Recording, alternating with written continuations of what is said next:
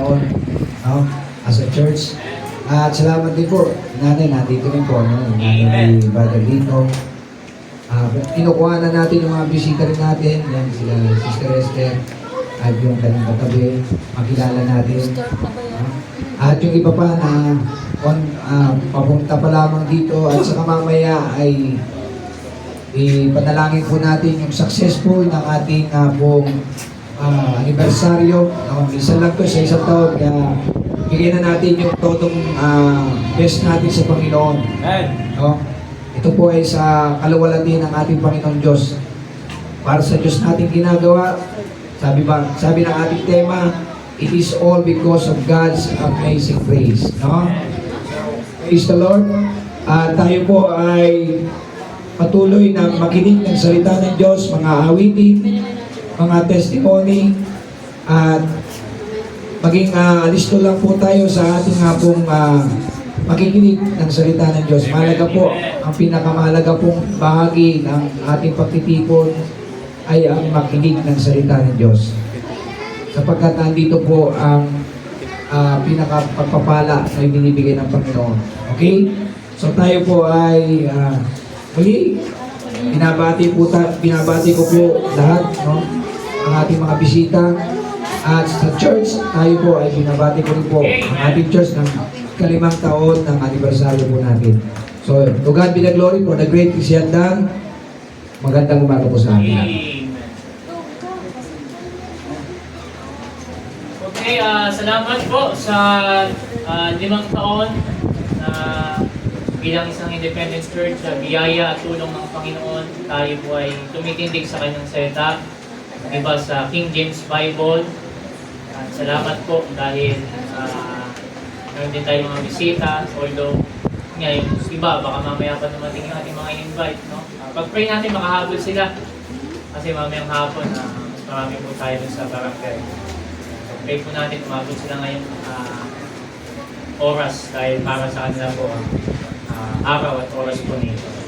Kaya tayo na po yadadako sa mga special number. Tawagin na po natin.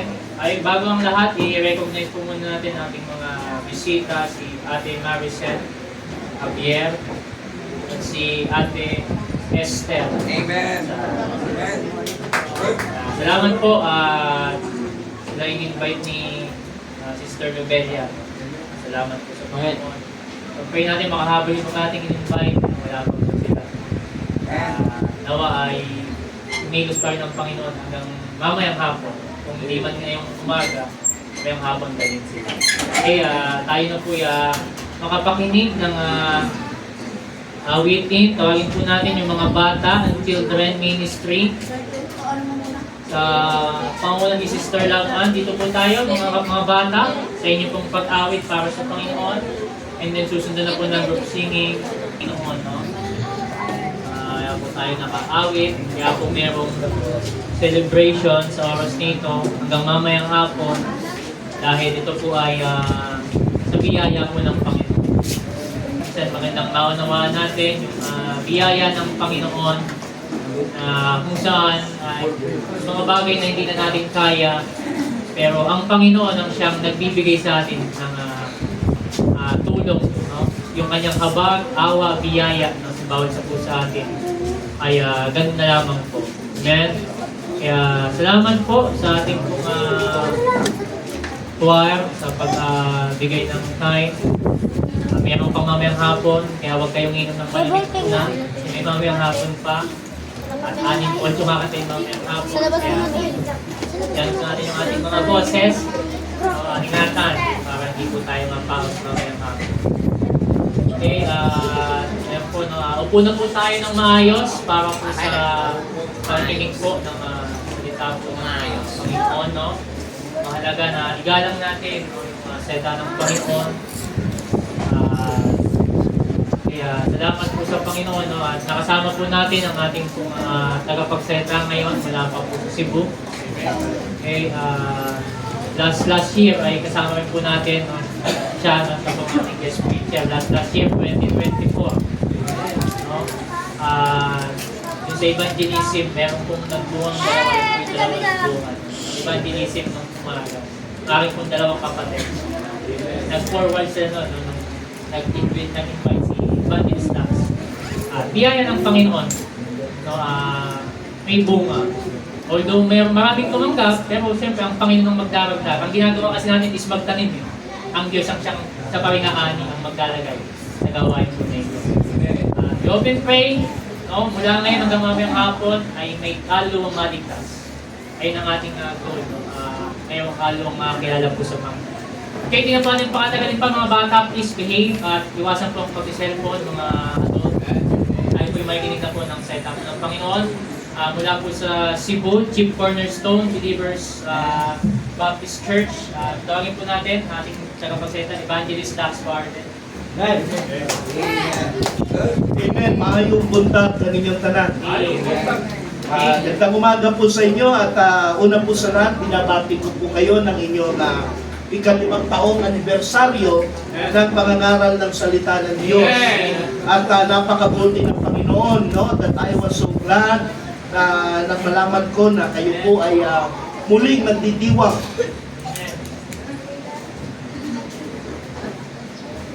Muli pong magdidiwang ng inyong anibersaryo. Ito po ay patunay na ang gawain dito ay patuloy na pinagpapala, lumalago. Maraming mga maliliit pa noon na medyo lumalaki na ngayon, no? Mga dalaginding noon, dalaga na ngayon, ay yung mga matatanda naman ay hindi ba'y namayapa na. No? And by the grace of God, hindi sa atin problema yon sapagkat alam natin kung saan tayo tutungo. Amen. Dalawang bagay lang naman ang pagharap sa Panginoon. Una po ay ang abutan ka na tinatawag na kamatayan. At yun po ay katotohanan, hindi kayang pigilan kahit po ng mga medisina o ng mga doktor o may-ari ka man ng hospital, hindi po kayang pigilan ang kamatayan. So, dapat po nating paghandaan yan at salamat po sa iglesia ito na nakapaghanda na. And ang pangalawang bagay po, ang pagdating ng Panginoon, no? Sa isang iglap, sa isang mata, darating po siya at kukunin niya ang kanyang mga anak. And sa inyo pong anibersaryo nito, ako po ay nalulugod, bagamat late po yung pagsabi ng aking kaibigang pastor. Sabi niya, Kuya Dax, baka pwede ka. And sinabi ko sa aking anak, so minog nila yung kanilang church anniversary, no? To give way.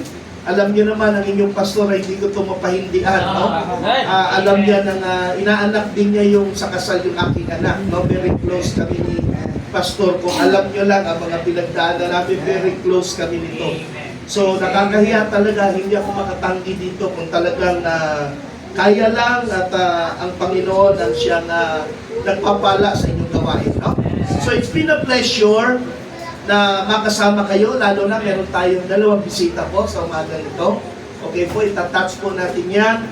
And salamat din po sa mga membro na nagpapatuloy kayo, no? Alam niyo ba, ang pinakamasayang buhay sa mundong ito, hindi lang nila alam, ay yung maglingkod sa Diyos. Amen. Maraming hindi nakakaalam yan kasi hindi nila sinubukan. Amen. Yung iba nakinig sila sa ibang tao, kinukutya nila. At yung iba naman gusto nila sarili nilang nasusunod. Mga minamahal, safety po tayo kapag tayo'y lumalakad sa kalooban ng Diyos. No? Amen. So hindi po tayo magtagal sapagkat medyo mahaba-haba po yung ating mensahe, but I do believe na meron pong katapusan ang lahat. Amen? Lahat ng simula, merong katapusan. Sa pelikula, merong simula, merong the end. No? Sa libro, may tinatawag na chapter 1 at meron ding last chapter. No? Sa isang kanta, meron ding simula at meron ding katapusan. No? Lahat ng bagay may katapusan sa mundong ito. Maging yung ating mundong tinitirahan, ito po ay may katapusan. Nagsimula ito noong panahon ni Eva at Adan at natatapos ito doon pagkatapos ng huling rebellion ng kaaway ng Diyos na si Satanas. No? Lahat po may katapusan. Kaya tayo pong lahat ay magsitayo upang magbigay galang sa sa pagbasa ng salita po ng Diyos at hinihiling ko po ng bawat isa, tayo po ay bigyan natin ng tuon o pansin ang pananaral ng salita ng Diyos. Buksan po natin Hebrews chapter 9. Hebrews chapter 9 verse 13 to 17. Basahin ko po ang passage of Scripture. Pakisunod na lang po sa inyong mga mata. Baka po sa bisita natin may makapag-assist po ng Bible, no? Hebrews chapter 9 verse 13 to 17.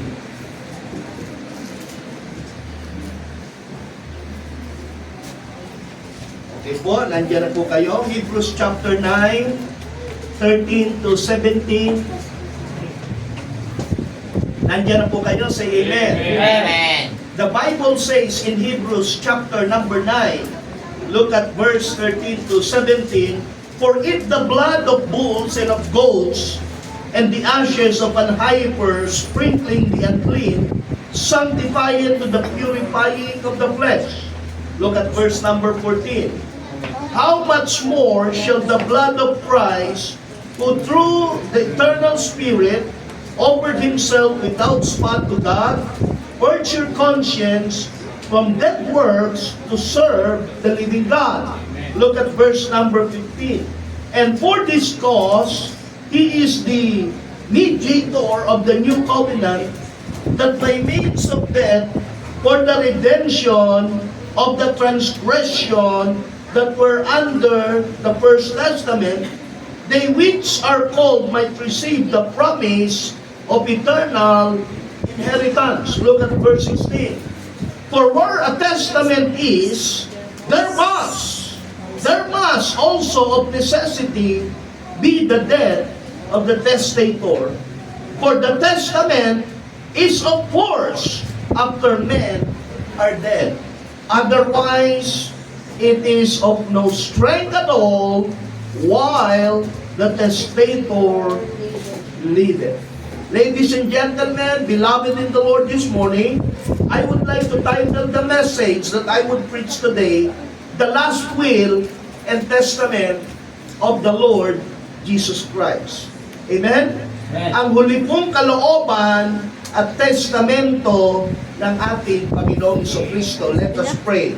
Ama naming Diyos na nasa langit, muli kaming lumalapit sa iyo sa umagang ito.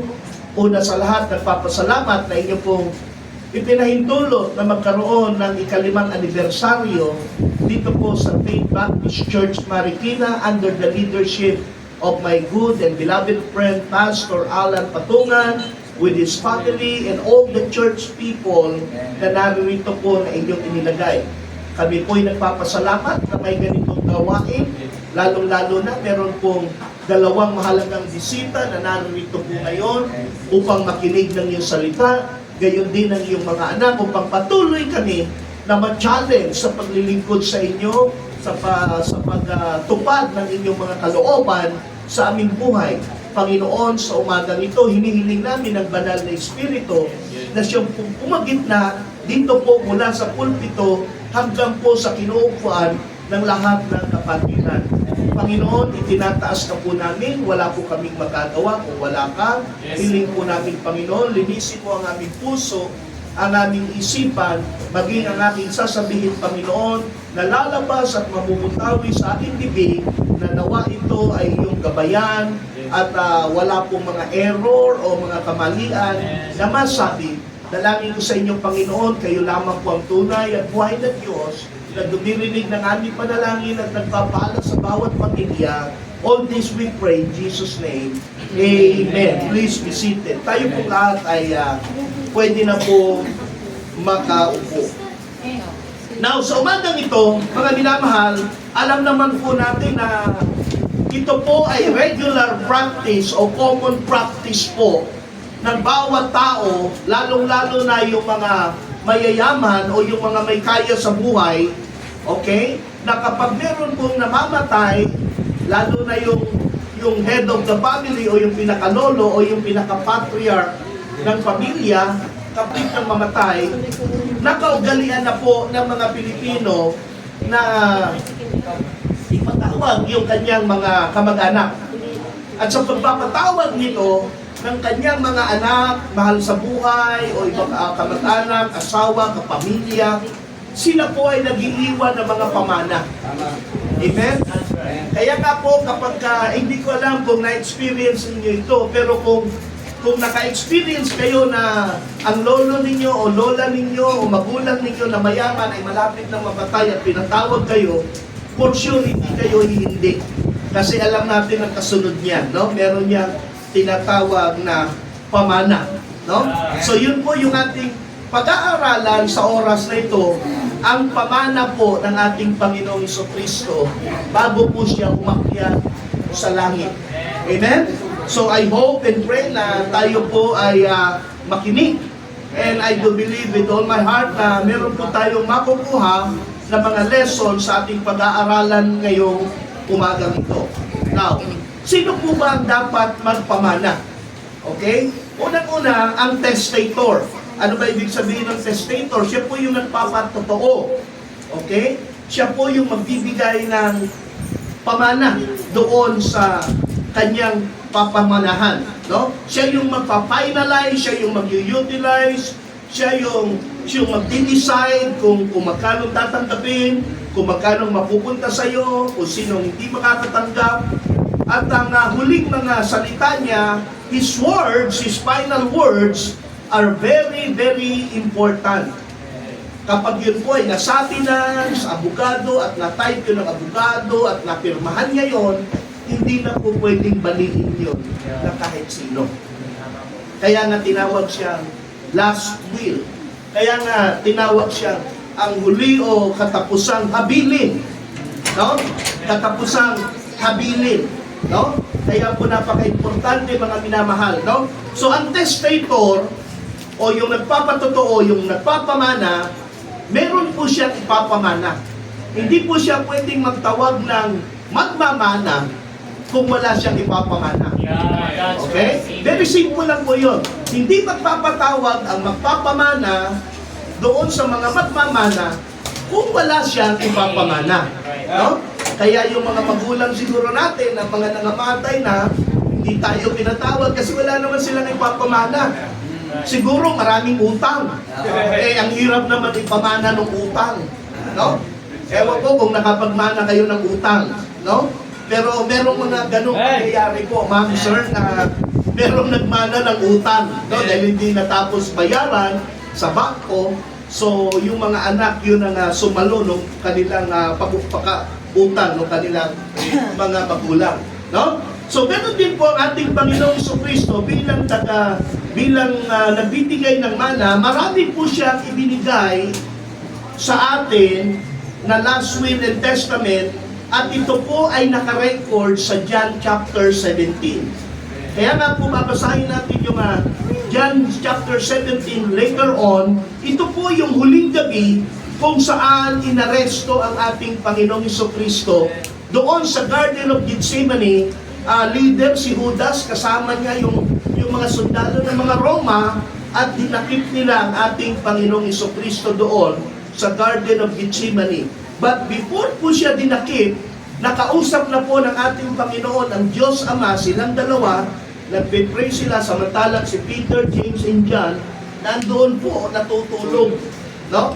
Ito po yung reason na yun after nung kanilang tawag doon yung banal na hapunan o yung huling hapunan, pumunta po sila sa Garden of Gethsemane para mag-pray, no? So natural sa tao, pag busog, natutulog, no? Yun ang nangyari kay Peter, James, and John, no?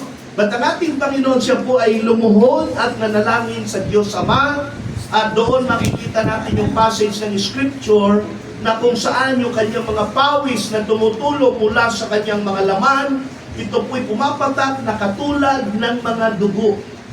Dahil grabe po yung intense ng kanilang pag-uusap, sapagkat yung kanilang pag-uusap, inahabili na po ng ating Panginoon o ginagawa na yung tinatawag na last will and testament doon sa John chapter 17. Uulitin ko, ito po yung katapusang gabi na kung saan ang Panginoon ay narito na buhay sa lupa. So that time, ina-anticipate na po at alam ng Panginoon, nakikita na niya yung nalalapit niyang kamatayan. Nakikita niya yung nalalapit niyang paglisan sa mundong ito. nakita po niya na ito na yung tamang oras o perpektong oras para ibigay yung huling testamento sa tao. Okay?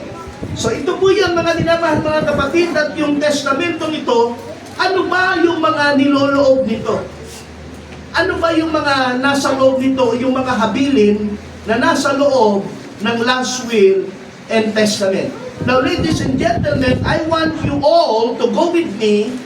Pumunta po kayo, kasama ako at atin pong saliksikin sa pamamagitan po ng banal na kasulatan ang very clear details, ang detalyadong last will and testament o huling habilin ng ating Panginoong Jesucristo.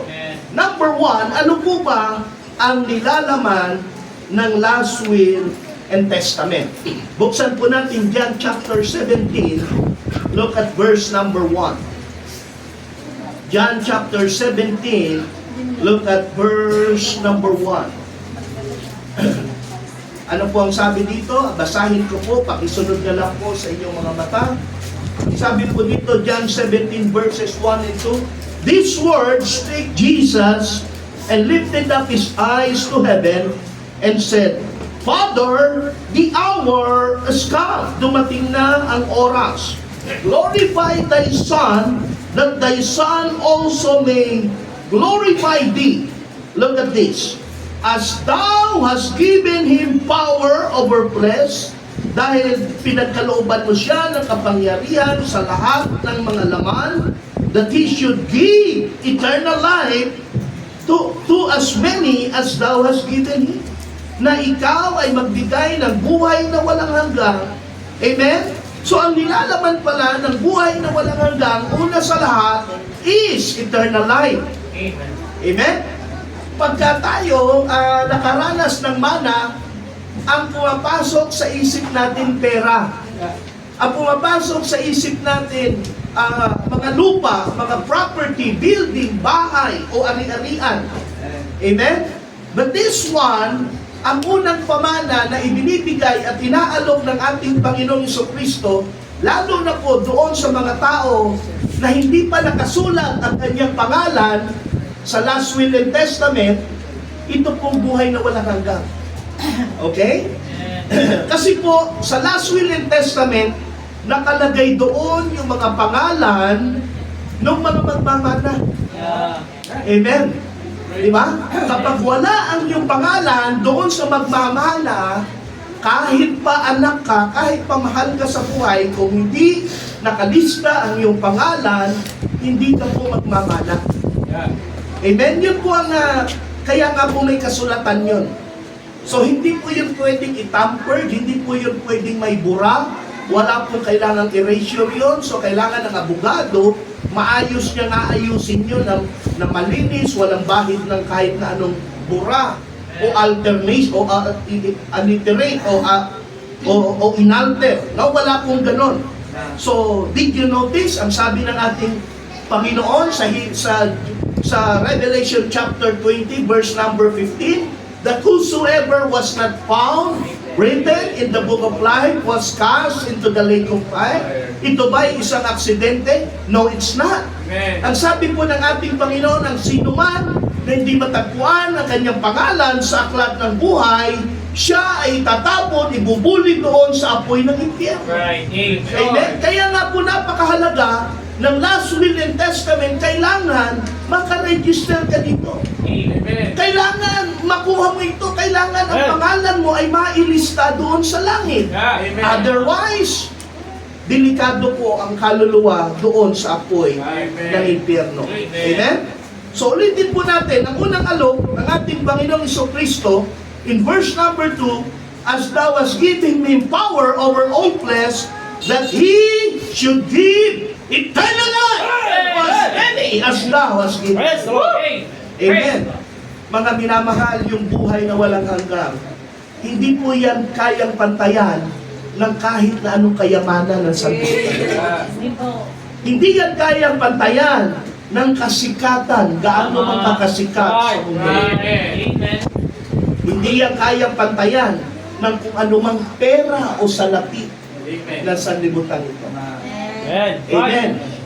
Kaya nga sabi ng Bible, aanhin mo, makamtan mo man ang buong sanglibutan. Ano ang iyong giginansyahin? Ano ang magiging kapalit kung ang iyong kaluluwa naman ay mapupunta sa impyerno? Ang sabi ng Mark chapter 8 verse 36, what profit a man if he shall gain the whole world but lose his own soul? Amen? Sige po, upo tayo dito. So may mga pahabol tayong bisita.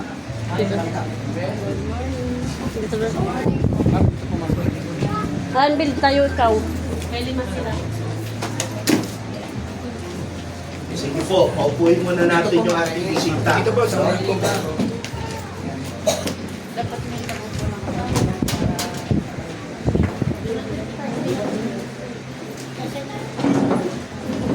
Okay na po, nakaupo na po. So welcome po kayo sa ating mga bisita. Salamat po sa nagdala sa inyo.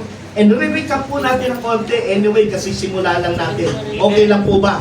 Para at least maunawaan ng mga bagong dating. Ma'am sir, ang pinag-uusapan po natin dito, yung binasa nating passage of scripture, yung katapusan po o huling o last will and testament. No? Yung huling kalooban ng ating Panginoong Jesucristo sa tao bago siya umakyat sa langit. No? Yung last will and testament po, yan po yung mana, yan po nakasulat kung sinong tao o sinong kapamilya, sinong anak yung magmamana. Importante po na nakasulat sa last will and testament yung mga pangalan ng mga magmamana. Otherwise, kahit pa anak siya nung magpapamana, kahit pa asawa siya nung magpapamana, kung wala doon yung pangalan niya sa huling testamento, imposible po siyang makakuha ng mana. Okay? Recall ko lang po yung atin pong pinag-usapan. At ang tagapagmana po, hindi po siya pwedeng magpamana kung wala siyang ipamamana. Okay? Yan po ay very clear, no? So, katulad ng sabi ko, yan po ang last will and testament ng ating Panginoong Jesucristo bago po siya umakyat sa langit. Okay? So ano ba ang nilalaman ng pamana? Ano ba ang nilalaman ng last will and testament? O ang katapusang last will and testament, o ang huling habilin at testamento ng ating Panginoong Jesucristo. Ano ba ang mga nilalaman? So meron po siyang nilalaman. Meron po doong nakalista, katulad ng mamanahin natin sa mundong ito, ng mga taong mayayaman, yung mga Ayala, SM, no, yung mga may-ari ng malalaking kumpanya, yung mga bilyar pala, no? Kapag mga last will and testament nila, nakasulat po doon yung mga ari-arian nila. At kung gaano kalaki ang mamanahe ng bawat pamilya, nakasulat po doon. So, ganun din po dito sa Bible, sinabi po ng ating Panginoong Jesucristo sa John chapter 17, verse number 1 and 2, na ang ipapamana niya sa atin, kung tayo'y tatanggap sa Kanya, kung tayo'y anak niya, okay? Unang pamana niya, buhay na walang hanggan. Amen? Bakit po buhay na walang hanggan? Mga minamahal, yan po yung buhay na walang katapusan. Yung buhay na hindi napuputol. Kasi po, tayong tao, meron tayong katawan, espiritu, at kaluluwa. Yung ating pong katawan, kapag namatay ito, kahit pa doktor, hindi ito kayang pigilan, kahit medisina, hindi ito kayang pigilan, kahit hospital, hindi ito kayang pigilan, kahit pinaka-advanced na technology para mabuhay ang tao, hindi kayang pigilan ang kamatayan. Agree po ba kayo dyan? Kasi mismo may-ari ng hospital, yung Cebu Doctors Hospital, mga Larasabal, napangasawa ni Donna Cruz ba yun? Napangasawa niya, namatay din eh. Napaka first class na hospital noon, talagang state of the art. Pero yung mga doktor, yung mga nurse, yung mga medisina, yung operating room, yung ICU, wala silang nagawa nung kinuha na ng Diyos yung buhay. Amen? Wala pong makakapigil yan. Kasi sabi po doon sa Genesis, chapter number 3, sa alabok tayo galing, sa lupa tayo galing, sa lupa din tayo babalik. Amen. So, ang sabi nga, may kasabihan tayo, una-una lang yan eh. No, malay nyo, siya ngayon, mamaya ikaw naman. Diba? Kasi nga hindi natin alam yung kamatayan. Marami na po dito na talagang umuwi na ng langit. No? Diba? Marami dito mga member doon na talagang mga senior citizen na rin. No? Na talagang nauna na sa langit. At isa nga sa kagandahan nito, alam kasi natin ang ating patutunguhan. Kasi nga, sinasabi ng banal na kasulatan na pwede nating malaman habang tayo buhay pa kung saan katutungo. Hindi mo na alam kung saan katutungo kapag patay ka na. Paano ka mabibigyan ng instruction, paano ka mabibigyan ng patotoo kung patay ka na? Sino magpapaliwanag sa'yo kung patay ka na? So ang kaligtasan po ng ating kaluluwa, nangyayari po yan kung tayo ay buhay pa. Marunong pa tayong gumawa ng desisyon. Marunong pa tayong pumili. Okay? So yung katawan natin, diretso yan sa punerarya. No? O kaya, ano muna, kung na-hospital ka, hospital muna, tapos doon ka sa morgue. Tapos doon sa morgue, punerarya ka na, tapos may make-upan ka na doon, no? Susuotan ka ng mga barong na hindi mo pa nasusuot, no? Na ang hiwa, hindi sa harapan, kundi nasa likod, no? So, yung mga kamag-anak mo, habang nakaburol ka, iiyakan ka ng mahal mo sa buhay, yung mga naiwan mo, asawa mo, anak mo, apo mo, iyakan ka nila, pag-uusapan ka nila. At pagkatapos niyan, ililibing ka, at pag inilibing ka na, mag-uunahan yung mga uod sa lupa sa pagkain ng ating katawan. Yan po yung katotohanan. Mayaman ka, kahit mahirap ka, katotohanan po yan na pantay-pantay tayo pagdating sa kamatayan. Amen. So yun po ang magandang bagay. Kaya nga sabi ko sa inyo, ang kamatayan po, hindi po siya kinatatakutan.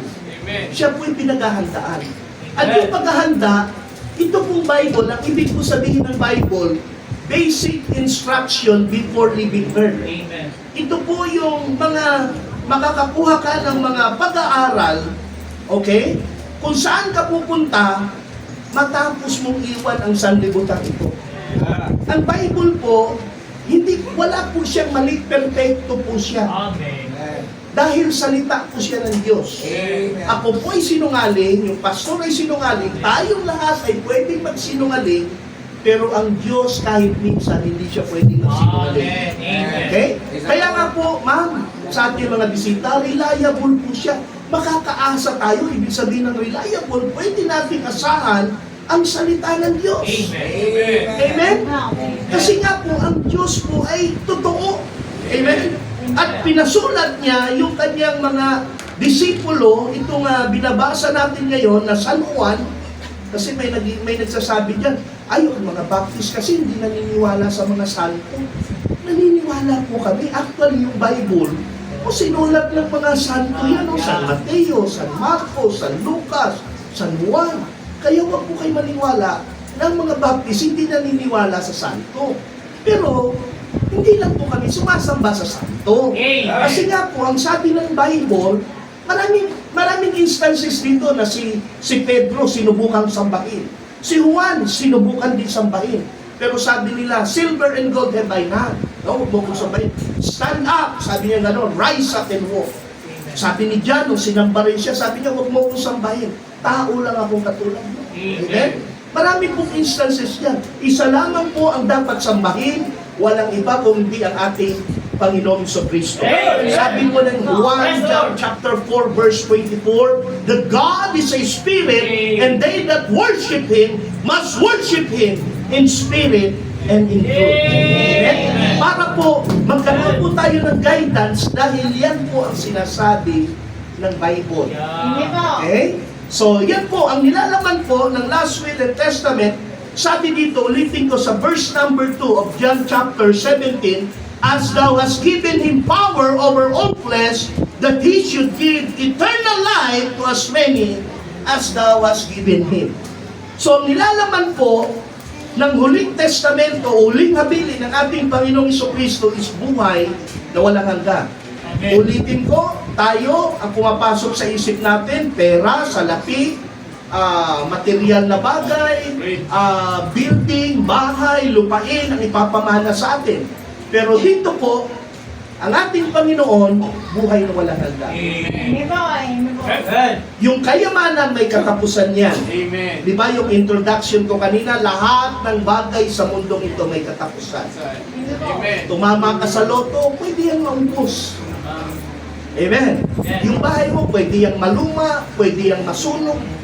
Amen. Amen. Yung property mo, pwede yang nakawi ng mga mayayaman, ilipat sa pangalan nila ang titulo, wala ka na.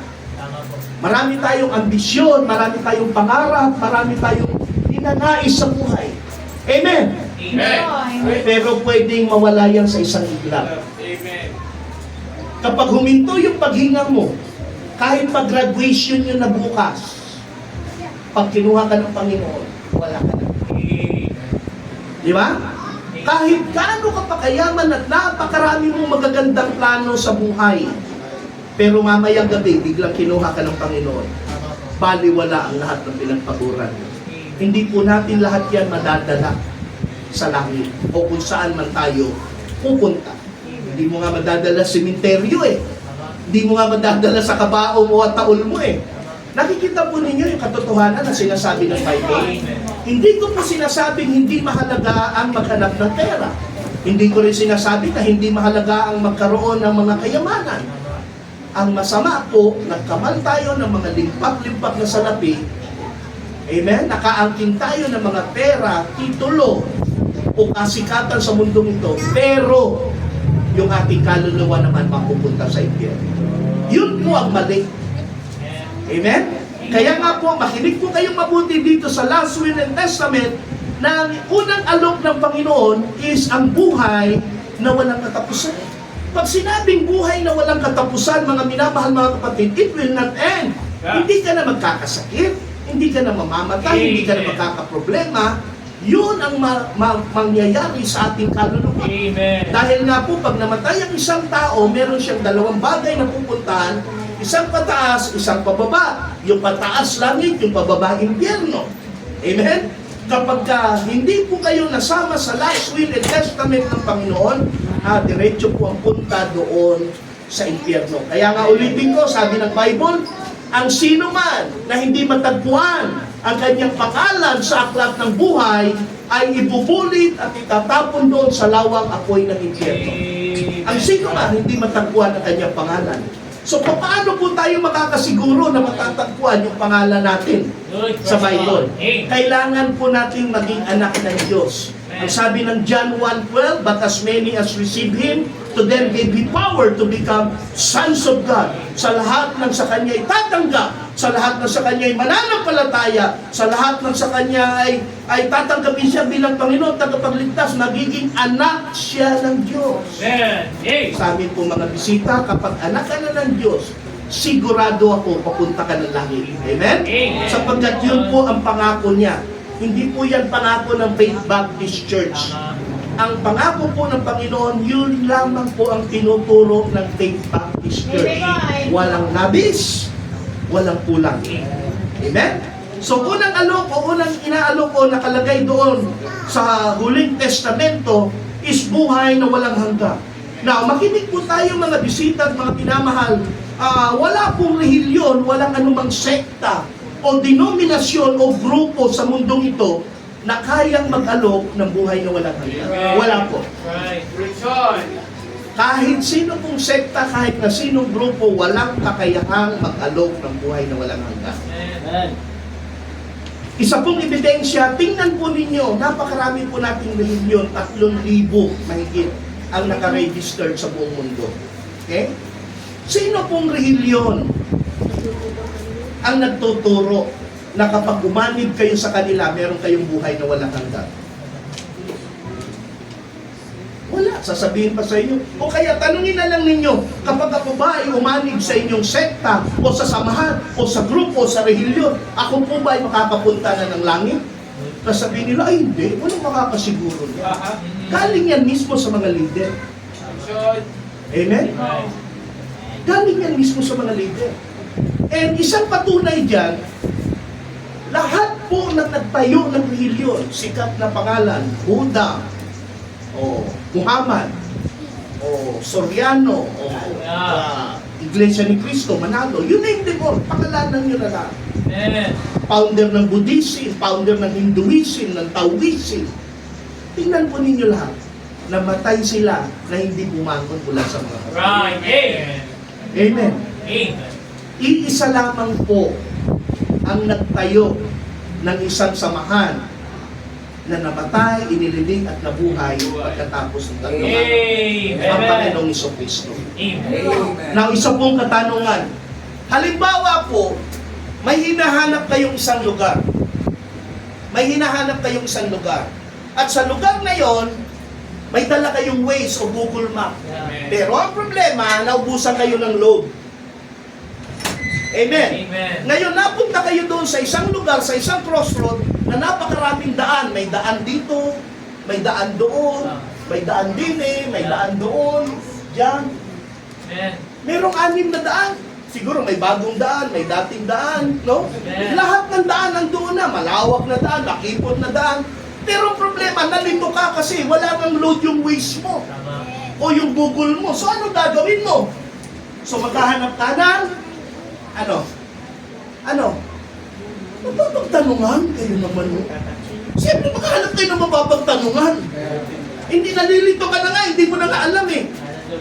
Oo, kasi ganun kami noon, wala pa pong Waze, yung Google. Ewan ko kung inabot ni Pastor Alan. Pag ako po'y nagdadrive at naligaw ako, hinto ako sa tabi, magtatanong ako. Amen. Amen. Amen. Nung wala pang Waze, ngayon mayroon na eh. Sabihin ko lang kay Pastor Alan kanina, Pastor, ano ba yung palatandaan? Saan tayo magkikita? Sabi niya, Roosevelt. Na gym, no? Roosevelt, FEU. Tinayin ko lang. Kasi sabi niya, yung tapat niya, may 7-Eleven, lumabas. Ang layo ng pinanggalingan ko, Paranaque, nag-drive ako. Wala, kakaba-kaba. Kasi alam ko yung pupuntahan ko eh. Amen. Pero kung wala pang Waze o Google, maya tanong ako din. Lalo na itong Marikina, ilang balik na ako dito noon, lagi ako nawawala. No? Ang daming daan, talagang lagusan lang eh. Now, ito po yung tanong, anong gagawin niyo kapag kayo po'y nawawala sa isang lugar, magtatanong kayo. Amen. Ngayon, ito po hindi na po kailangan high school graduate kayo o matalino kayo para hindi nyo masagot to. Simple-simple, binigay ko na yung answer. Amen. May nakita kayong mapapagtanungan. Isang patay at isang buhay. Amen. Ngayon, tanungin ko po kayo, sino tatanungin nyo? O siyempre, yung buhay. Amen. Amen. Ay, pag nagtanong kayo sa patay, patay din kayo. Tama. Baka nga may tama pa kayo.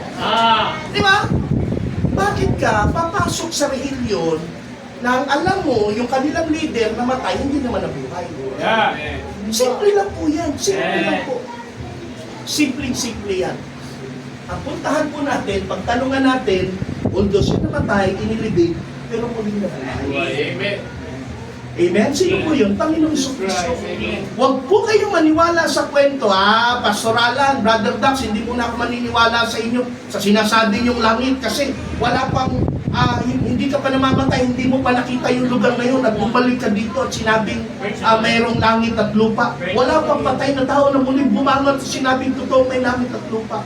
Mali po kayo. Meron po ang ating Panginoong Jesucristo. Amen. Siya po yung gumawa ng langit at lupa, bumaba siya rito sa mundong ito, ipinaliwanag niya na may langit at impyerno, pero ipinako pa rin siya ng tao, kaya nga po siya namatay, inilibing at muling nabuhay, inakyat yung kanyang dugo doon sa langit at inoffer yun sa Panginoon, at muli siyang bumaba dito, at sinabi po niya yung mga bagay na dapat niyang sabihin. Amen. So meron akong taga doon, pumunta rito, pumunta doon, bumalik dito at muling babalik. Yes. Amen. Amen. Panginoong Jesucristo. Amen. Kaya nga po, kung meron tayong paniniwalaan, walang iba, yung kanyang salita. Yes. Now, yung Bible po, hindi na po ito kailangang interpret. Okay? Yung ating Bible, hindi nyo na siya kailangan ng yung taga-paliwanag. Hindi nyo na kailangan. Kung ano po yung nabasa ninyo, yun po yun. Amen. Okay? Amen. Yun po kung ano yung nabasa ninyo, yun yun. Hindi na siya pwedeng baguhin. Kahit iba yung paliwanag nito, iba yung paliwanag niya, iba yung paliwanag nito, iba yung paliwanag ng grupo nito. Hindi po yan mahalaga. Yung paliwanag ko hindi mahalaga. Yung paliwanag ng iglesia nito hindi mahalaga. Ang mahalaga po kung ano yung nakasulat. Amen. Paniwalaan lang natin yun. Hindi tayo magkakamali. Amen. Yes. Alam nyo kaya maraming relihiyon ang mali-mali kasi may kanya-kanyang paliwanag. Amen. Ang salita ng Diyos, ang sabi ng Bible, there is no private interpretation. Amen. Huwag mo siyang i-interpret. Yes. Di ba pag nakasulat niya, ba't mo pa-interpret yan? Iyan na lang yung nakasulat eh. Amen. Huwag mo siyang bibigyan ng ibang kahulugan dahil yun na yan. Ang Bible po, isinulat po siya sa madaling paraan para po maunawaan po ng pinakamangmang na tao ng mundo ito.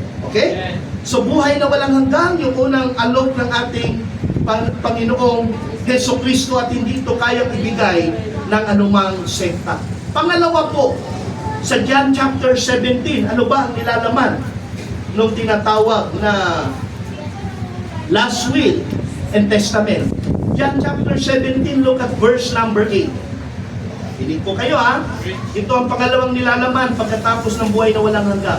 For I have given unto them the words which thou gavest me. They have received them, and they have known surely that I came out from thee, and they have believed that thou didst send me.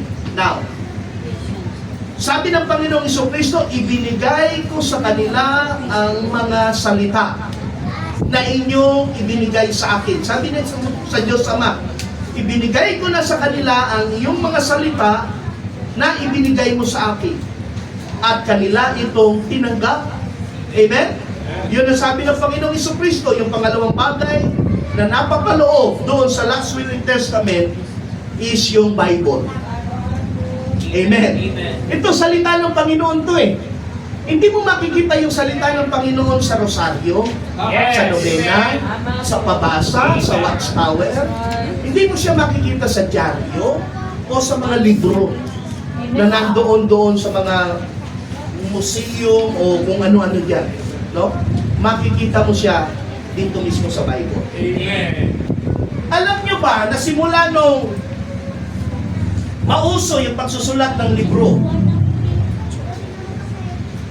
from the time na kila Adan at Eva hanggang ngayon, nung mauso yung pagre-record sa libro, meron ng humigit kumulang 31 million books ang naisulat. 31 million books. Ito'y according sa ISBN. Ano ba yung ISBN? International Standard of Book Numbering. Sila po yung nagre-record. Every time po na may ginagawa ang bagong author na libro, sila po yung nagre-record doon. So according sa kanila, simula nung nagsimula yung sibilisasyon, hanggang ngayon, mga libro na ginagamit sa eskwelahan, sa elementary, high school, college, mga libro na science fiction, horror, love stories, fantasy, o kung ano pa dyan, mga libro na patungkol sa medisina, sa pagiging nurse, architect, engineer, lahat ng klase ng libro, kurso ng tao, may naka-record na 31 million books. Pero sabihin ko sa inyo, mabasa mo man lahat yan, isa-isahin mo man yan, yung mga libro na yan. May mga libro dyan para pag-abogado, paano ka maging judge, paano ka maging kapitan ng barko, paano ka maging piloto, paano ka maging military. Nandiyan na lahat. Amen. Mabasa mo man yan, wala diyang magtuturo sa iyo paano mapunta sa langit. Amen. Dito mo lang makikita yan. Amen. Salita lang ng Diyos. Amen. Yan lang ang nagsasabi ng tunay na may kasiguruhan na kapag namatay ka, pupunta ka sa langit. Kasi nga, ang ibig sabihin ng Bible is basic instruction before leaving earth. Pangunahing kaalaman o katuruan bago ka umalis sa mundo ito. Amen? Kaya nga po, ang ipinagkaloob ng Panginoon bago siya umakyat ay yung kanyang mga salita. At ito na nga po, yung kanyang mga salita, atin na po siyang binabasa. Yung libro pong ito, itong Bible na ito po ang tunay na history. Amen. Diba? Kasi ang tao daw, sabi nung Darwin, ni Charles Darwin, yung history daw ng tao galing sa unggoy. Oh, payag ba kayo na galing kayo sa unggoy? Oh, sir. Siguro siya, kung nakita ninyo yung mukha ni Charles Darwin, ay talagang mukhang unggoy. Mukha talaga siyang unggoy. Sige, search ninyo sa Google. Hindi sa paninira, pero siya ang nagsabi ng tao galing sa unggoy. At tinuturo ito sa mga colleges, sa mga universities. Tinuturo ito at pinaniniwalaan ito ng mga tao. Yeah.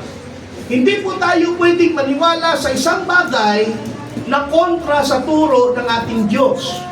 Isa lang po ang katotohanan dyan. Either totoo si Charles Darwin, mali ang Diyos, o totoo ang sinabi ng Diyos, mali si Charles Darwin. Kayo na po ang sumagot sinong tama sa kanila. Good. Amen. O, saan ang galing yung mga katuruan na yan? Ang tao galing sa unggoy? Eh, ang turo ng Panginoon, siya ang gumawa sa tao. Amen. Ito sasabihin nila, galing sa unggoy. O, itinuturo yan sa mga college, Pinaniniwalaan niya ng mga profesional na tao. Kita po ninyo yung mga kalokohan na unti-unting sumisira sa ating pananampalataya. Kaya nga po, grasya lang ng Panginoon. Amen. It's been by the grace of God kaya kayo nakarating dito. At ito po ay hindi aksidente. Meron pong purpose ang Panginoon. At nawa, huwag po kayong magkamali sa pagpili kung ano ang tunay na kalooban ng ating Panginoon sa atin. Yung words of life, ito pong salita ng ating Panginoong Jesucristo na ibinigay sa atin, ito po ang history na totoo. His story. Kwento niya. Amen. Amen. Yun ang history, yung kwento niya. Amen. Pero yung history na sinasabi ng tao, hindi totoo yun, no? Counterfeit po yun. Yeah. Now, dito po sa Bible, makikita po natin kung saan nagsimula ang kasalanan. Sino ang unang nag-commit ng kasalanan? Ano po ang pupuntahan ng isang makasalanan? At dito rin po natin makikita ang kabayaran ng kasalanan. Yes. At dito rin natin makikita ang solusyon ng kasalanan. Amen. Amen? So, ang Bible po is punong-puno po ng mga bagay na yan. Alam po ba ninyo na isang bagay na kumukontra sa salita ng Diyos? Okay? Ano po ang isang bagay na kumukontra sa salita ng Diyos? Tradisyon. Amen. Tradisyon po ang kumukontra at very clear ang Bible niya. Ang sabi po niya sa Mark chapter 7 verse number 9. Marcos, okay? Naniniwala kayo sa santo? Tingnan natin yung sinabi ni San Marcos. Sinulat ni San Marcos. Ano sabi niya? Marcos 7, chapter 7, look at verse number 9.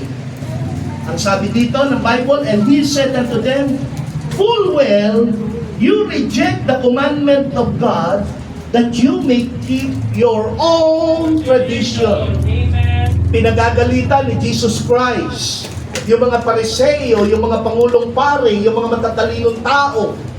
Pinagagalitan niya. Sabi niya, napakagaling ninyo. Nire-reject ninyo yung kautusan ng Diyos para lamang masunod ninyo ang inyong mga tradisyon. Dahil po ang tradisyon, siya po'y kumukontra, ma'am, sir, sa salita ng Diyos. Yes. Right. Yan yung nakagisna namin yan yung tinuro namin. Ano na yun kung yan ang tinuro sa atin, kung hindi naman yan ang turo ng Panginoon? Amen. So yan po, nasa atin po yung desisyon. Nasa atin po yung desisyon. Alam kong lumaki tayo sa isang relihiyon na hindi tinuro ang Bible. Pero nasa inyo pong desisyon yan, mga minamahal mga kapatid, hindi po tayo namimilit. Dito po sa Faith Baptist Church, sinasabi natin yung katotohanan at pinababayaan natin yung mga bisita na sila po ang magtimbang-timbang. Kung totoo ba ang sinasabi ng Panginoon o totoo ba ang sinasabi ng tradisyon. Amen. Hindi po namin kayo kayang saklawan, hindi namin kayo kayang impluensyahan, but ang sinasabi po namin sa inyo, katotohanan, kalayaan po ninyo ang pumili kung ano po ang pipiliin, but ang sabi ng Diyos, napakagaling naman ninyo, napakatalino ninyo. Di ba? Ni-reject ninyo, o ano ba yung reject sa Tagalog? Tinanggihan ninyo yung kautusan ng Diyos, yung salita ng Diyos, para lamang matupad ninyo ang inyong mga tradisyon. Galit po ang Diyos sa tradisyon. Yeah. Yun po ang sabi niya eh. O meron pa pong isa para pumano. Talon po tayo sa verse number 13. Ano bang sabi ng verse number 13? Making the word of God non-effect. Ginawa ninyong walang kwenta at walang bisa ang salita ng Diyos. Sa anong paraan? Through your tradition. Amen? Alam ninyo ang mga tao kaya ayaw tanggapin ang Panginoong Kristo kasi lumaki siya sa tradisyon. Ang tao kaya ayaw niyang ng Bible, it is because naturuan siya ng tradisyon. Ako, ikaw, tayong lahat naturuan tayo. But only by the grace of God. Amen. Grasya lang ng Panginoon na ako'y nakaintindi, yung mga kapatiran dito'y nakaintindi, ang dalangin namin makaintindi din. Amen. Yun po ang purpose ng church anniversary na ito. Yun po ang aming layunin, kaya po kami nag-i-invite ng mga kaibigan, mahal sa buhay, para po masabi ang huling habilin ng ating Panginoong Kristo sa bawat isa sa atin. Amen? Amen. So, sabihin ko po sa inyo, walang anumang tradisyon, walang anumang reliyon, walang anumang sakripisyo, walang anumang pera, walang anumang dugot pawis na pwede natin ipambayad sa kaligtasan na inalok ng ating Panginoong Kristo. Kung ang mabuting gawa ay nagliligtas, kung ang pera ay nagliligtas, bakit pa po namatay ang ating Panginoon sa krus? Tama. Bago bumaba ang Panginoon, tumingin siya sa mundo eh. Nakita niya, yung tao talagang wala, papunta lahat sa impyerno. Amen. So gumawa siya ng paraan. Sabi ng Bible, gayon na lamang ang pagmamahal ng Diyos sa sanlibutan na kanyang ipinadala ang kanyang bugtong na anak upang ang sino man sa kanya'y manampalataya ay maliligtas. Amen. Common sense, nakita ng Panginoon na hindi kaya ng tao maligtas yung sarili niya. Amen. In fact, mga minamahal namin bisita, sa edad kong ito, marami na rin ako nakausap na tao na nagsasabi na ang kaligtasan daw paggawa ng mabuti. Aha. Now, meron akong ATM dito. May laman pa naman ito kahit mga 10,000.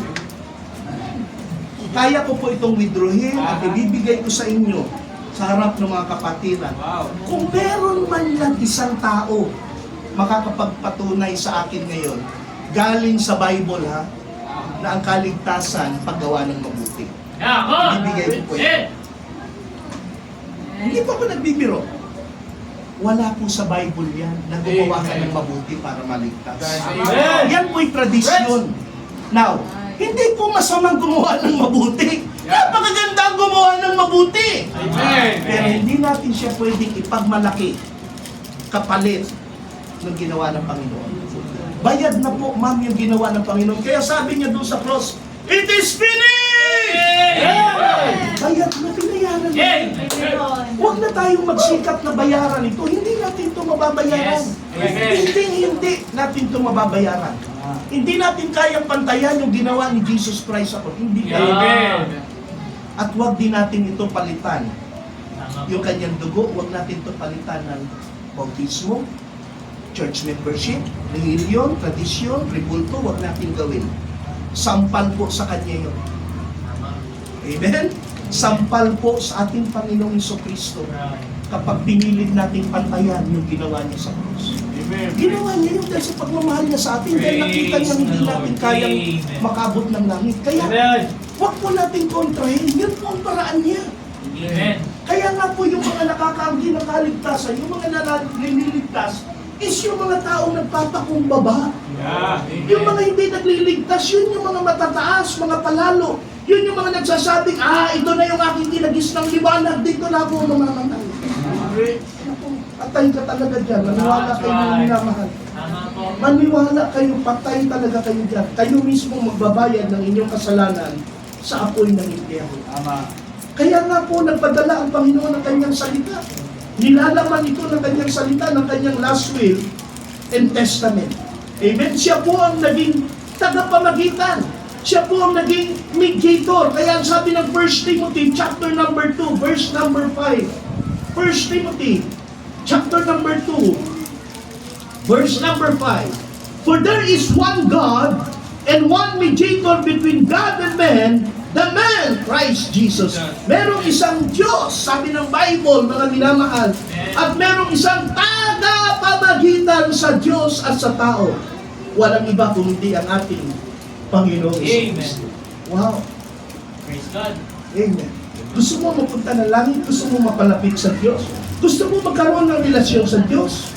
Sino tinuturo ng Bible? Si Kristo. Amen. Wala siyang simbahang tinuro. Amen. Pwede ka makarating ng langit kahit hindi ka member ng Faith Baptist Church. Tama. Amen. Tama po. Amen? Amen. Hindi po kami nagpaparami dito. Siguro tataka kayo, bakit konti lang? Hindi po kami nagpaparami. Ang trabaho po namin is ipangaral ang salita ng Diyos. Amen. Ang mga lihim kasi ngayon paramihan. Ah. Hindi po kami nagpaparami dito. Bumalik kayo dito at hindi. Basta sa inyo, nalaman ninyong katotohanan. Amen. Pero masaya kami, siyempre, kung babalik kayo. Amen. Pero kung hindi, wala po kami magagawa. Choice po ninyo yan. Amen? So yun po ang ating pinapangaral. Isa lang talaga ang tagapamagitan. At walang iba kung hindi ang ating Panginoong Jesucristo. At isimulat niya ito sa banal na kasulatan. At para maklaim natin ito. No? Pangatlo, ano pa ba ang nilalaman ng last will and testament? Ang isang nilalaman ng last will and testament is yung kanyang presensya. Hindi mo ba alam na pag tinanggap mo ang Panginoon bilang sarili mong tagapagligtas, makakasama mo siya ngayon, magpakailanman. Pangako niya yun. Kung tatanggapin mo. Pero kung hindi, impyerno ka lang. Naman samahan tayo ng Panginoon sa impyerno. Sasamahan niya tayo ngayon, hanggang sa kamatayan natin, hanggang sa pagpunta sa kanyang kaharian. Kaya nga sabi niya doon sa kawatan sa cross, yung isa, inaano siya, kinuputya siya, sabi kung ikaw ang anak ng Diyos, iligtas mo ang iyong sarili, iligtas mo rin kami. Sabi nung nasa kaliwa yun, na bahagi. No? Iligtas mo kami kung ikaw ba ang anak ng Diyos. Ang Panginoong Jesucristo, nakayuko lang siya sa cross, nakaganon lang, hindi niya pinansin. Kasi pangungutya yun eh. Ang Panginoon po, hindi po siya nakikinig o sumasagot sa isang panalangin na hindi naniniwala sa Kanya o hindi nananampalataya sa Kanya. Amen. Sabi ng isa, yung nasa kanan, nasa right side, kaya nga right side right mind, di ba? Sabi ganon, Panginoon, sabi niya, ikaw tumigil ka dyan, hindi mo ba alam na wala siyang kasalanan? Hindi mo ba alam na siya'y matuwid? Tayo ang nararapat dito, sabi nung nandun sa kanan. Dahil tayo'y makasalanan, maraming kasalanan yung dalawa na yun. Sabi niya sa Panginoon, Panginoon, alalahanin mo ako pagdating sa iyong kaharian. Ibig sabihin, Panginoon, hindi ako makakarating dyan. Alalahanin mo na lang. Sinagot siya ng Panginoon. Sabi ng Panginoon, thou shalt be with me in paradise. Makakasama kita sa paraiso. Kasi nga po, ang gusto ng Panginoon, yung merong pagkukumbaba. Nakikilala na siya'y makasalanan. Hindi ka maliligtas, hindi ka magiging anak ng Diyos, hindi mapapabilang ang iyong pangalan sa aklat ng buhay o sa last will and testament kung tayo po'y mapagmataas. Amen. Amen? So yan po ang sinasabi ng Bible. Presensya niya. Look at John chapter 17. Ito yung pangatlong nilalaman ng last will and testament. John chapter 17, look at verse number 24. Okay? Amen. Preach. Father, I will that they also whom thou hast given me be with me where I am, that they may behold my glory which thou hast given me. For thou lovest me before the foundation of the world. Amen? Mga minamahal, kung titingnan po ninyo, ang sabi ng Panginoon, yung ibinigay mo sa akin. Amen? Yung ibinigay mo sa akin, sabi niya gano'n, that they will behold my glory. Makakasama ko sila at makikita nila yung aking, ano ba yung glory sa Tagalog? Kalwalhatian. Kalwalhatian. Sa Bisaya, Himaya. No? Kalwalhatian. No? Para masilayan nila yung aking kalwalhatian. So nagko-coincide po ito sa John chapter 14 verse number 3. Tingnan po natin yung John chapter 14 verses 1 to 3. Oh, ito po yung sabi ng Panginoon sa John chapter 14, 1 to 3. Let not your heart be troubled. You believe in God, believe also in me. Huwag nawa kayong magulumihanan. Huwag kayong matakot. Sabi ng Panginoon, naniniwala kayo sa Diyos, nananampalataya kayo sa Diyos, manampalataya din kayo sa akin. In my Father's house are many mansions. If were not so, I would have told you, I go to prepare a place for you. Sa bahay ng aking Ama ay maraming mansyon. Kaya nga sinasabi ko sa inyo, ako ay maghahanda ng tahanan para sa inyo. In verse number 3, and if I go and prepare a place for you, I will come again and receive you unto myself, that where I am, there ye may be also. Makakasama natin siya kung nasaan siya. Napakaganda noon, mga minamahal mga kapatid. Yung mismong nagpamana sa atin, makakasama natin. Yung mismong gumawa sa atin, makakasama natin. Nang walang katapusan. Nang walang katapusan. Amen? Walang kayang mangako niyan sa inyo. Ang ating Panginoong Jesucristo. Ganon siya kabuti sa atin, minamahal. So, ang nilalaman ng testamento, buhay na walang hanggan. Ang nilalaman nito, kanyang mga salita na pwedeng magbigay sa atin ng guidance at giya. At ang nilalaman nito, kanyang presensya. Siya mismo, pag natanggap natin siya, sasa kanya tayo, sasa atin siya. Amen? Kaya ngayon, John 1:12, sa lahat ng sa kanyang tatanggap, magiging anak sila ng Diyos. Amen? Makakasama natin siya ngayon at magpakailanman. Amen. Isang beses lang po ito mangyayari. Aalagaan niya po tayo hanggang sa kamatayan, hanggang sa kabilang buhay. Amen? So yun po ang nilalaman. So napakaganda po, no? So number 2, ano ba ang consciousness? Ano ba ang mga importanteng bagay na kailangan nating malaman para ma-implement, para maipatupad yung last will and testament? Yung huling habilin at testamento. Ano bang kailangan nating malaman para maipaitupad ito? Amen?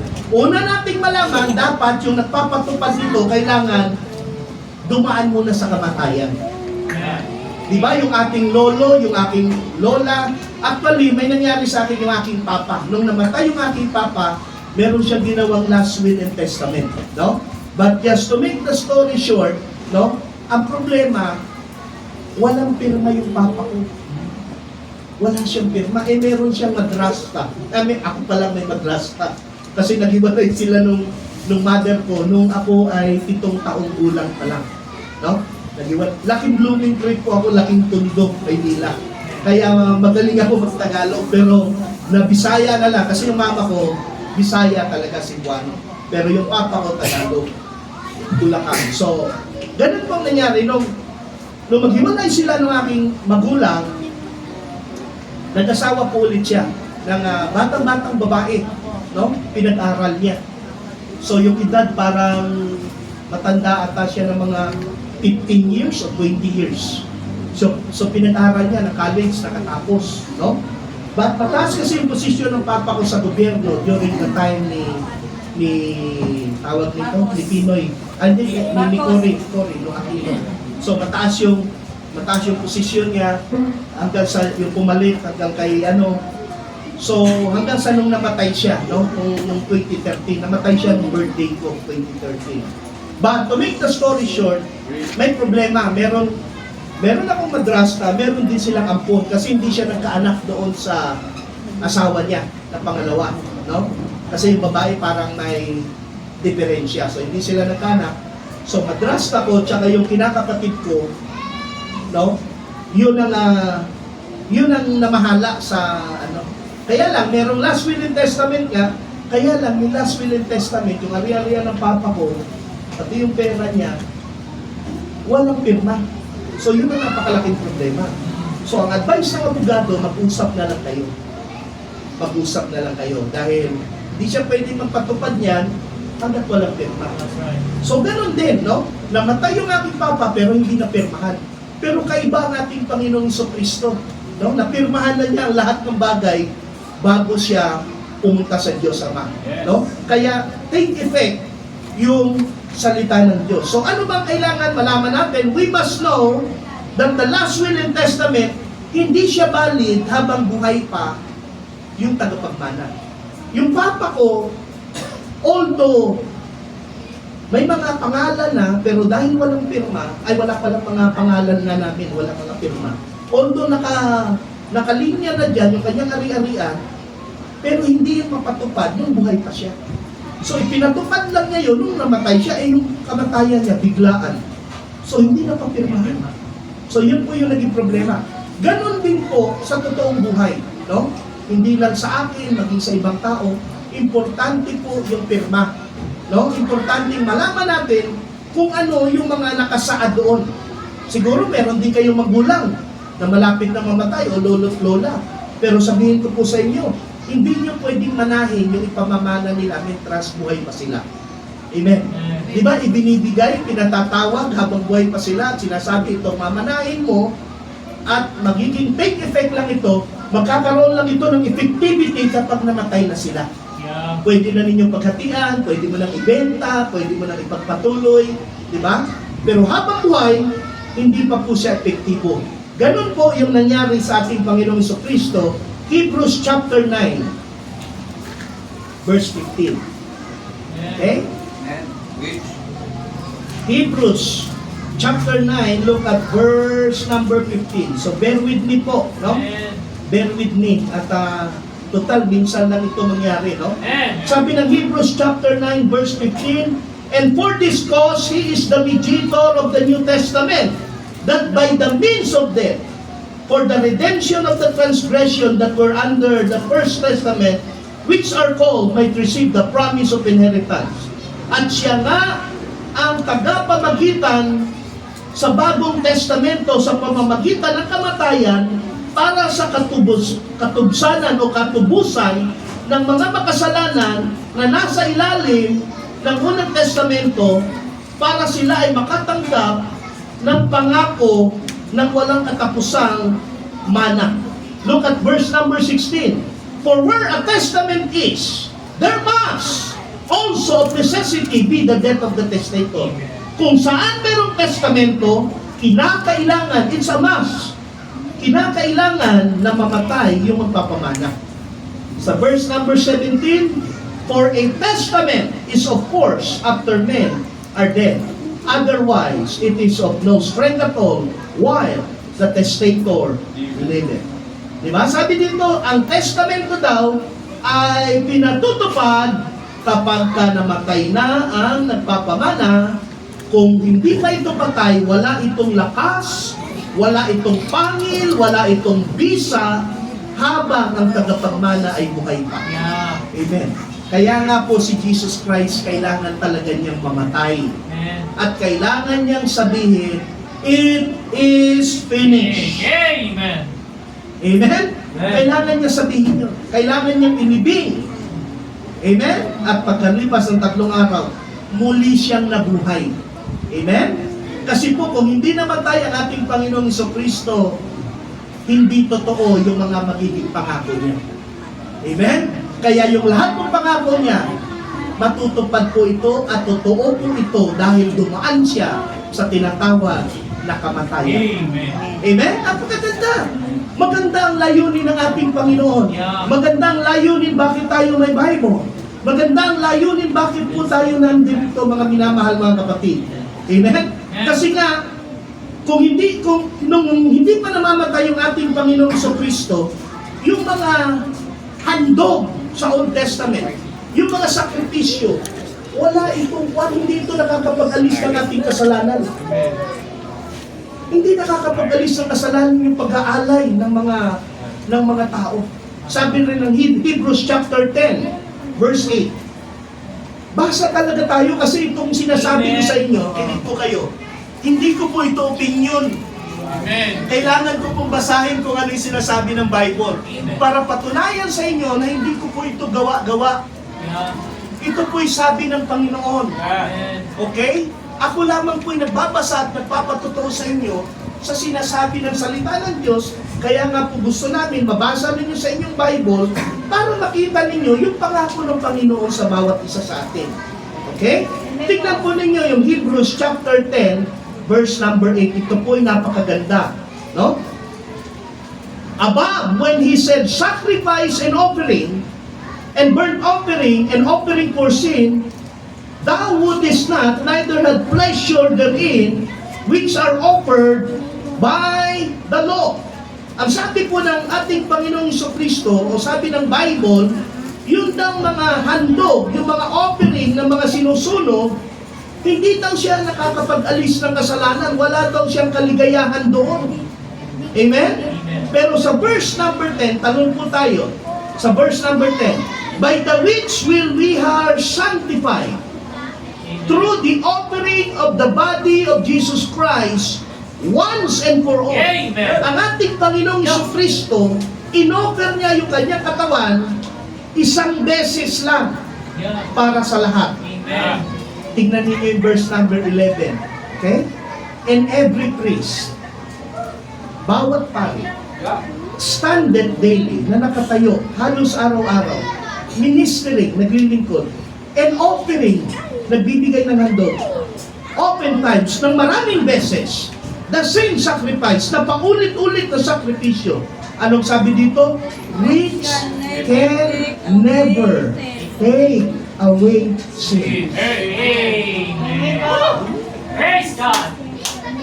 Yun palang lahat ng klase ng handog, yung palang yung mga misa o kung ano pa pang handog yan, yung sakripisyo mo sa iyong sarili, lahat ng mga hinahandog mo sa Diyos, hindi ka na makakapag-alis ng kasalanan.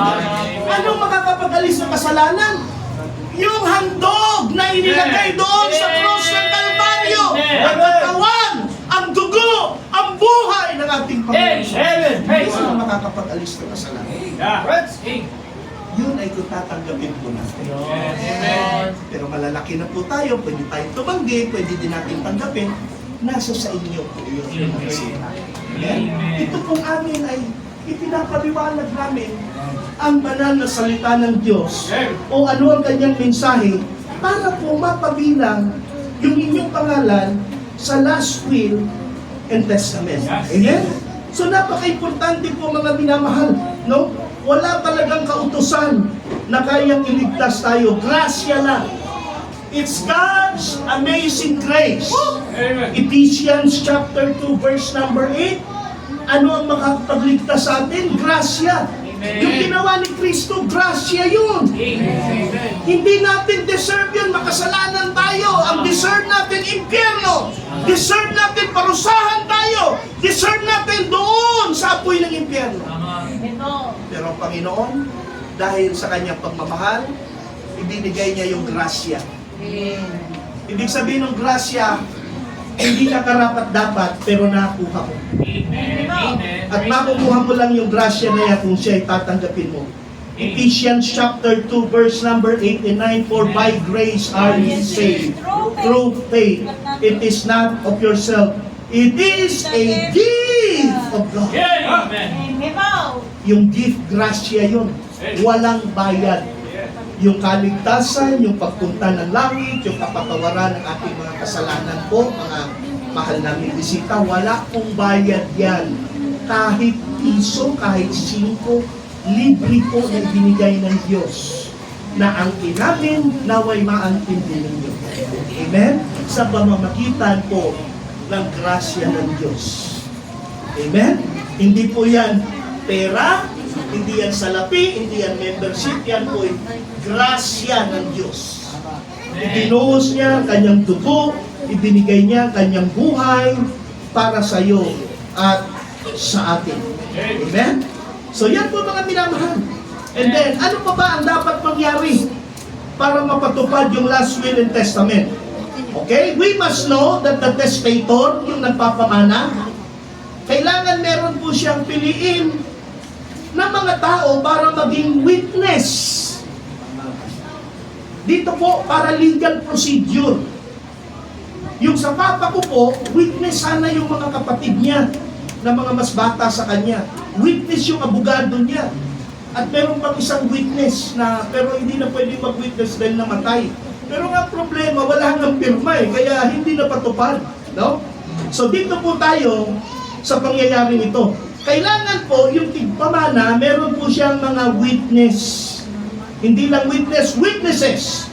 Para po sa legal procedure. Kasi yun po ang pamamaraan ng sanlibutan. Idaan ito sa legal na proseso. Diba? Amen. So after all the preparation ng mga dokumento, yung lawyer po, magpe-present po siya ng mga witness. Ito, halimbawa, ito si, kaibigan ito ng tatay niyo, nandito siya ngayon, ito yung pirma niya, ito yung pangalan niya, pumirma siya dito, at nagpapatotoo siya na yung nakasulat dito, ito yung sinabi. So may mga witness yun, hindi lang lawyer. Okay? Kasi kung lawyer lang, pwedeng lokohin ng lawyer yun. Baguhin, ilagay lahat sa pangalan niya eh. Di ba? Pero may mga witness eh. Merong mga malalapit sa namatay na tinatawag para magpatotoo. Okay? Naintindihan natin yan? Pinag-aaralan natin? Okay. Now, kailangan may witness. Ito ngayon, sino ba yung mga witness? Kasi kailangan ng mga witness para ma-authenticate yun eh. Kailangan ng witness, kailangan makita sila personal, kailangan yung pirma nila nandoon. Okay? So, sino ba yung mga witness ng ating Panginoong Jesucristo? Ang witness niya, meron siyang maraming witness. 1, 2, 3, 4. Meron siyang 4 na witness kasama yung sarili niya. Ang una niyang witness, sino? John the Baptist. Amen. Amen. John chapter 1, verse 29. John chapter 1, look at verse number 29. Ano po ang sabi ng salita ng Diyos? In John 1:29, the next day, John seeth Jesus coming unto him, and saith, Behold, the Lamb of God, which taketh away the sins of the world. Amen. Amen? Wow! Si Juan Bautista, sabi niya, Behold, narito ang kordero ng Diyos na nag-aalis ng kasalanan ng sanlibutan. Amen. Amen. Tumalon tayo sa verse number 34.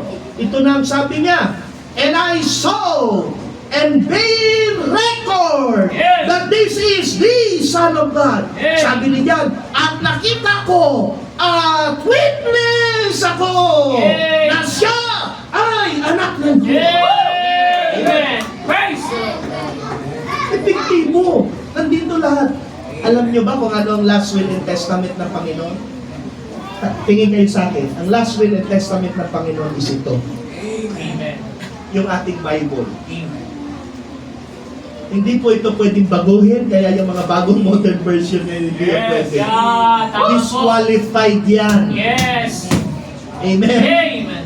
Ito po, hindi po ito pwedeng dagdagan, hindi pwedeng bawasan. Glory. Dahil yan ang last will and testament ng ating Panginoong Jesucristo. Amen. So, pinakita na natin yung unang witness. Sino pa yung pangalawang witness? God the Father, Amen. Diyos Ama. At yung pangatlo, disciple. Unahin muna natin yung mga disciple. No? Tingnan natin kung ano yung sinabi ng mga disciple sa Acts chapter number 10. Acts chapter number 10, look at verse number 38. Amen. The Bible says, how God anointed Jesus of Nazareth with the Holy Ghost and with power, who went about doing good and healing all who were oppressed of the devil, for God was with him. Look at verse 39. And we are witnesses of all these things. We are witnesses of all things which he did both in the land of the Jews and in Jerusalem, whom they slew and hanged on the tree. Sabi ng mga disciple, kami po ang mga witnesses. At nakita namin ang kanyang mga ginawa sa lupain ng mga Hudyo sa Jerusalem. Amen? Ang mga disciple, yung mga santo na sumulat ng Bible, witnesses ng Panginoon. Si Mateo, si Marco, si Lucas, si John, witnesses ng Panginoon. Amen? So merong mga witnesses talaga. Sino ba yung pangatlo? Yung Diyos Ama. Okay? Tinig po kayo. Matthew chapter 17 verse 1. Malapit na po tayo matapos. Malapit na po tayo matapos. Konting tiis lang po. Para po masiguro ninyo, para pag gumawa kayo ng desisyon, alam ninyo kung tama ba pipiliin ninyo o mali ba. Okay? Kaya importante pong ipaliwanag ko po sa inyo ito as much as possible sa abot ng aking makakaya. Dahil pwede na po tayong hindi magkita at pwede po tayong bawian ng buhay anumang oras. Amen? Matthew chapter 17, look at verse number 1. And after 6 days, Jesus taketh Peter, James, and John, his brother, and bring them up into a high mountain apart, and was transfigured before them, and his face did shine as the sun, and his raiment as white as the light. And behold, there appeared unto them Moses and Elias, talking with him. Then Peter and answered Peter and said unto Jesus, Lord, it is good for us to be here. If thou wilt, let us make here 3 tabernacles, one for thee, one for Moses, and one for Elias. Ito ha, kinig po kayo, tingin po kayo. Isang araw nung ang ating Panginoong Jesucristo ay nanalangin, kasama po niya si Juan, si James, at si Pedro, doon sa mataas na bukid. At doon po sa bukid na yon, nagpe-pray ang Panginoon, nagbago po yung kanyang anyo, nagliwanag siya. Mula ulo hanggang pa nagliwanag ang ating Panginoong Jesucristo. And hindi lang po yun, dumating po si Moses. Dumating po si Elias. Sino po si Moses and Elias? Sila po yung mga Old Testament saints. Amen? Sila po yung santo doon sa Old Testament. Si Moses ang ginamit ng Panginoon kung saan pinalaya niya yung kanyang buong bayang Israel. Si Elias din ginamit ng Diyos para labanan yung hari ng Israel na rebelde sa kanya at hindi niya pinaulan sa loob ng 3 taon at kalahati. Siya pong ginamit ng Diyos din, si Elias. So itong dalawang santo na ito, dumating habang ang ating Panginoon nagliliwanag, dumating si Moses at si Elijah at nakipag-usap ang ating Panginoon. Nakita ito at nasaksihan ito ni Pedro, ni James, at ni John.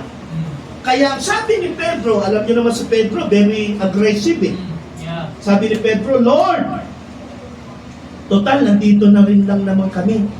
Total, nandyan din lang naman kayo. No? Ayan, no? Nakalagay dito sa verse number 4.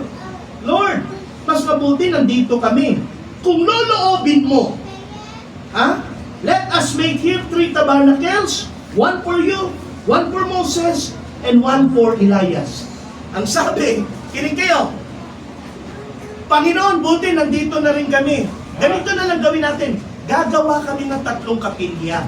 Isa kay Moses, isa kay Elias, isa sa'yo. Kapilya para kay Moses, kapilya para kay Isaias, at kapilya para sa'yo. Ano? Yan ang sabi.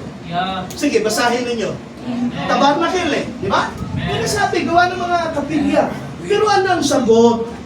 May sumagot mula sa langit. While he yet spake, behold, a bright cloud overshadowed them. And behold, a voice out of the cloud, may tinig daw na galing sa langit, na nagsasabi, This is my beloved Son, in whom I am well pleased. Hear ye him. Ito ang aking pinakamamahal na anak, at sa kanya ako'y nalulugod. Makinig kayo sa kanya. Walang sinabi, makinig kayo sa kanilang 3. 3 sila doon, Panginoong Jesucristo, si Moses, at si Elias. Sabi ng Panginoon, pakinggan ninyo siya. Sino yung siya? Si Kristo. Amen. That is hindi importanteng kapilya. Ang importante, makinig tayo sa sinasabi ni Kristo. Amen. Aanuhin mo yung laki ng simbahan. Aanuhin mo yung ganda ng simbahan. Aanuhin mo yung karangyaan ng simbahan. Yung dami ng membro ng simbahan. Pero hindi naman sumusunod sa kalooban ng Diyos. Good.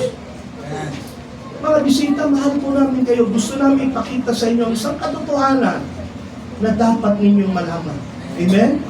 Siguro po, maaaring hindi kayo mag-agree o mag-agree kayo, nasa inyo po ang pagpapasya. Pang-apat na witness. So tapos na tayo kay John the Baptist, sa mga disciple, tapos na tayo sa Diyos Ama. Si Kristo mismo. Si Kristo mismo, pinatotohanan niya yung kanyang isinulat dito sa John chapter 5, verse 36.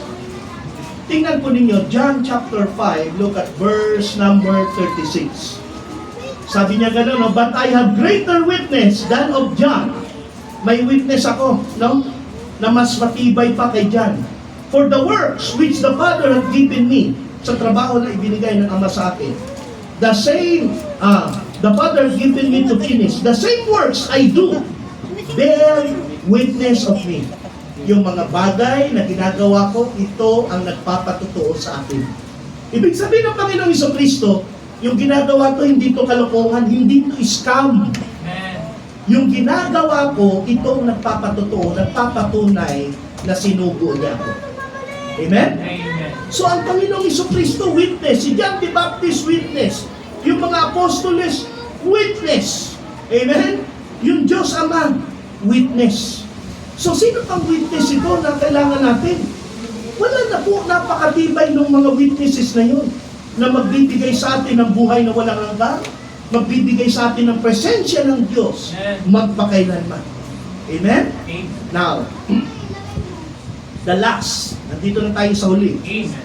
We must know, no? Hindi lang ang nilalaman, we must know, hindi lang kung ano ang kailangan gawin o dapat kong malaman sa nilalaman ng Last Will and Testament. Kailangan din natin, we must know that the testator has executor. Kailangan merong tigpatupad. Amen? Hindi po matutupad yung Last Will and Testament kung walang abogado. Hindi po mai-implement yung huling habilin kung walang abogado. Yun po yung nangyari sa amin. Kaya yung abogado sinabi, pinatawag yung abogado nung namatay yung papa ko, kaya lang ulitin ko, wala kasing pirma. Kaya sabi ng abogado, kayo na lang mag-usap yan. Out ako dyan. Kasi wala din siyang power eh. No? Kung ano yung pag-usapan nyo, yun na lang ang i-approve natin. So, ganun ang nangyari. Pero dito sa Panginoon, o sa ibang mga nagpapamana, abogado talaga yung magpapailan yan. Hindi pwede yung asawa, o yung anak, o yung ama. Hindi yung pwede, abogado talaga yung magpapatunay. Kasi siya yung lawyer eh, siya yung nakakaalam ng batas eh. Amen? Sino ba itong lawyer na ito? Sino ba yung executor na ito? Na kailangan masiguro na yung lahat ng nasusulat will be strictly followed. Sino ba yung executor ng ating Panginoong Jesucristo? Walang iba, mga minamahal ng mga kapatid, ang banal na Espiritu. Amen. Amen? John chapter 14, verse 26. Siya po yung executor. Siya po yung lawyer. Kaya nga siya tinawag na comforter. No? Sa Bisaya, manlalaban. No? Tagapagtanggol. No? Ang abogado ay tagapagtanggol. John chapter 14, look at verse number 26. Ano ang sabi dito, mga minamahal mga kapatid? Sabi ng ating Panginoong Jesucristo, but the comforter, which is the Holy Ghost, whom the Father will send in my name. Amen? Amen. Lumalabas yung abogado ng Last Will and Testament. Ang dala niya, ang pangalan ng nagpapamana. Ganun din ang Panginoong Jesucristo. Pag alis niya, papalitan siya ng comforter ng Holy Spirit. Di ba? Katulad ng sinabi ko, hindi matutupad ang New Testament kung hindi mo na mamatay ang Panginoon. Di ba? Nung namatay ang Panginoon, muli siyang nagway, makyat siya sa langit, pinangako niya na yung comforter bababa. At ito na ngayon, may dala sa kanyang pangalan. He shall teach you all things. Ipapaliwanag niya sa inyo lahat ng nasa Last Will and Testament. Ipapaliwanag ito ng Holy Spirit sa atin. Amen? And bring all things to your remembrance para maalala ninyo ang lahat whatsoever I have said to you. Amen? Makita po natin in John chapter 16. Tanong po tayo in verse 13. John 16:13. Ano ba ang sabi dito? Howbeit, when He, the Spirit of truth, the Holy Spirit, is come, kapag siya dumating na, He will guide you in all truth. Hidiyahan niya kayo sa lahat ng katotohanan. Look at this. For He shall not speak of Himself. Hindi siya magsasalita sa sarili lang niya. No? Anong sasalitain niya? But whatsoever he shall hear, kung ano lang yung narinig niya, that shall he speak, and he will show you things to come. Amen. Kung ano lang yung narinig niya kay Jesus Christ, yun lang ang isusulat niya. Tama. Yun lang ang ipapatupad niya. Yun lang ang igagayad niya. Yun lang ang ituturo niya. Amen. And the Bible says, He will show you things to come. Kung anong mangyayari sa atin. Amen. Kapag naangkin na natin yung last will and testament. Amen. Amen? So napakaganda, matutupad talaga ito. Kaya make it sure sa inyong pong desisyon, maya-maya pong kaunti, sa inyong pong desisyon, lahat ng pinag-usapan natin, mapapasa inyo po yan spiritually. Now, we must know that the testator make provision of his last will and testament. Bago po ipatupad ang last will and testament, sinusulat po ito sa dyaryo. Pinapublish po ito. Pinapublish po ito. Kaya yung mga milyonaryong namamatay, minsan may mababasa kayo eh. Oh? The ear of mga sea, ear of mga uy. Mga ganun ba, no? Yun po yung sinasabi no, naglalaman po yun ng final last will and testament, no?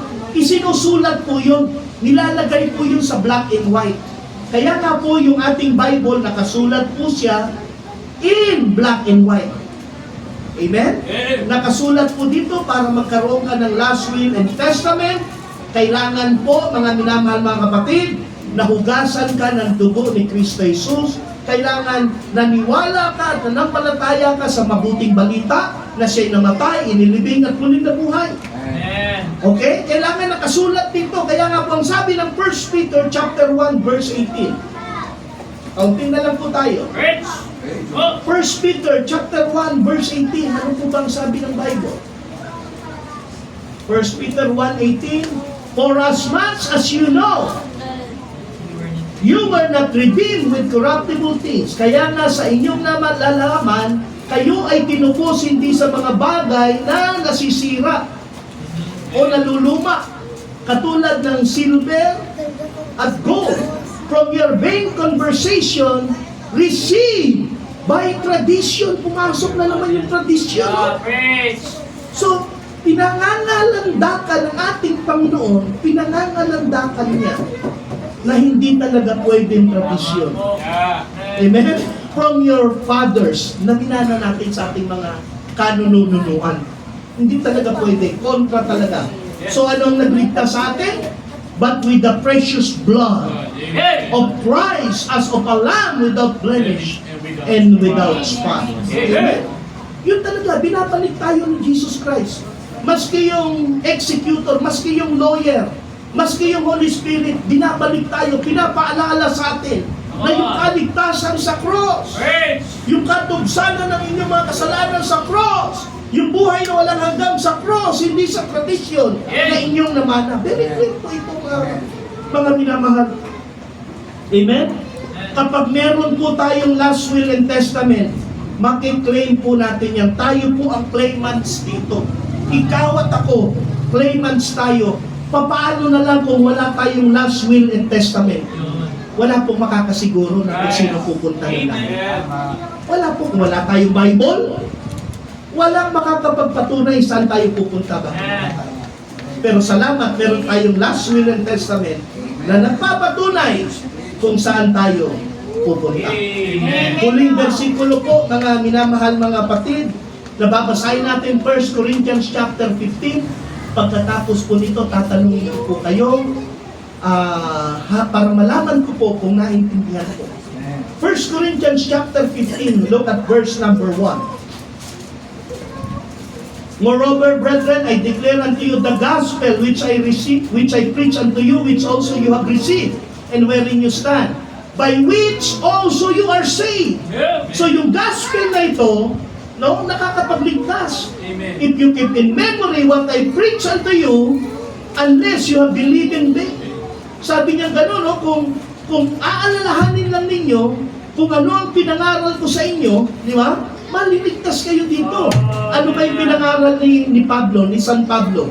Verse 3, For I delivered unto you, first of all, at binigay ko sa inyo, pinangaral ko sa inyo, una sa lahat, which I also received, na akin din naman tinanggap, Sabi ni Pablo, how that Christ died for our sin. Paano ang ating Panginoon namatay para sa ating mga kasalanan ayon sa kasulatan. Verse number 4, and that He was buried at siya'y inilibing, and that He rose again the third day at siya'y muling bumangon mula sa mga matay, according to the scriptures na ayon sa kasulatan.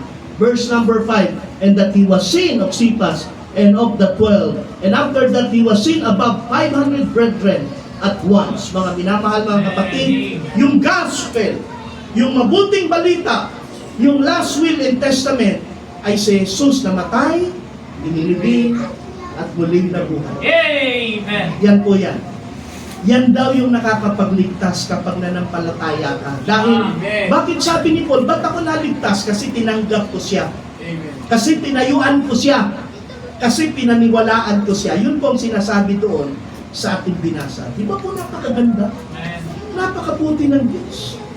Ayan nyo pong isang ako po ang mensaheng ito sa isa pong kwento o sa isang subastahan. Amen. Ewan ko po kung nakasubok na kayo yung pupunta kayo sa subastahan, yung may ibebentang isang bagay, pataasan kayo. Bidding. Oh, yung bidding. Sino po yung nakapunta na sa mga bidding? May bibiling kayong appliances, gustong-gusto ninyo. Kaya lang, meron din isa na gustong-gusto din niya. Meron bang isang dumating na gustong-gusto din niya yung appliances na yun na second hand? Kasi usually mga bidding, mga second hand yan. So pumunta sila doon, itong taong ito, napakayaman ito.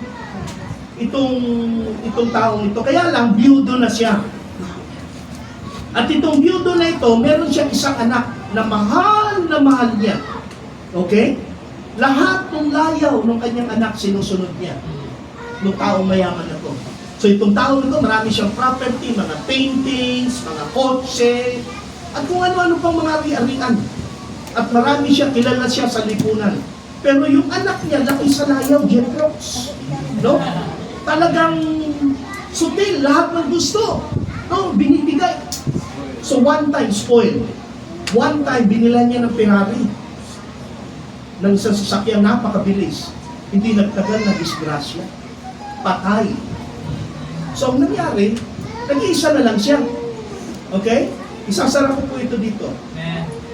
Nag-iisa na lang siya. So, dahil wala na siyang papamanahan ng kanyang mga ari-arian at sa sobrang niyang lungkot, wala na siyang asawa, wala na rin siyang anak, binawian siya ng buhay, inatake.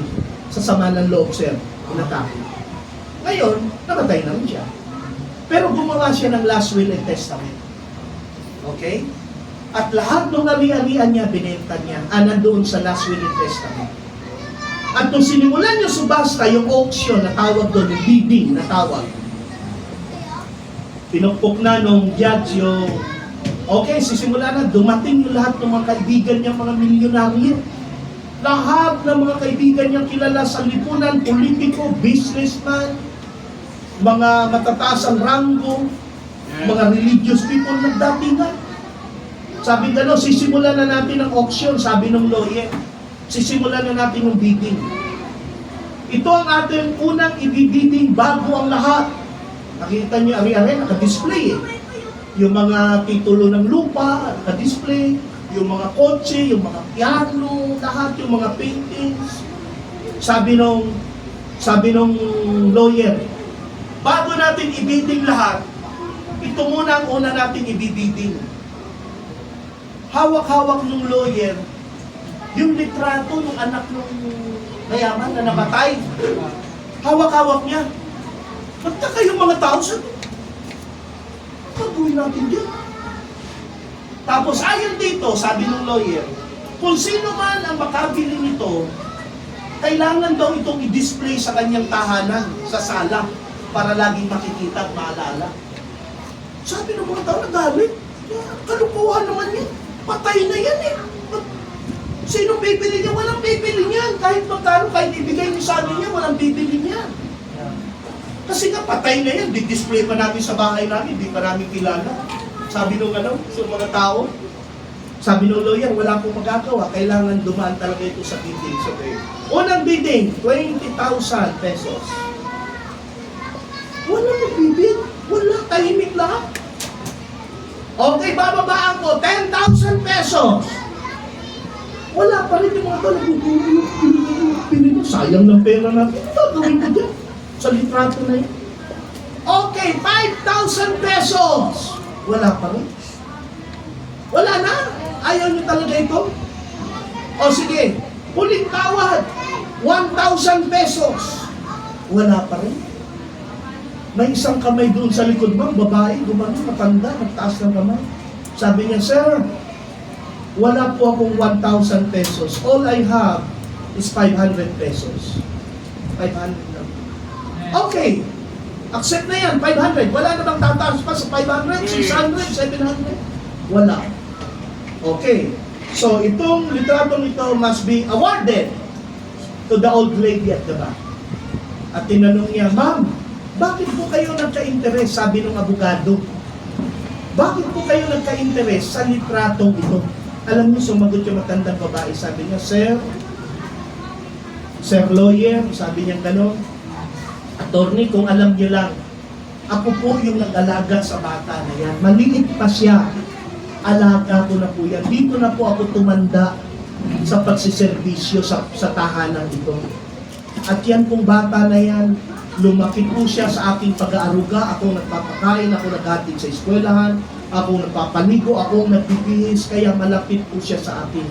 At ngayon po'y patay na siya, wala na akong ibang alaala kung hindi yung picture niya. Ganun ba? O sige, bubuksan ko kung ano ang nilalaman ng litratong ito. Nung binuksan yung nilalaman ng litrato, sabing gano'n, no?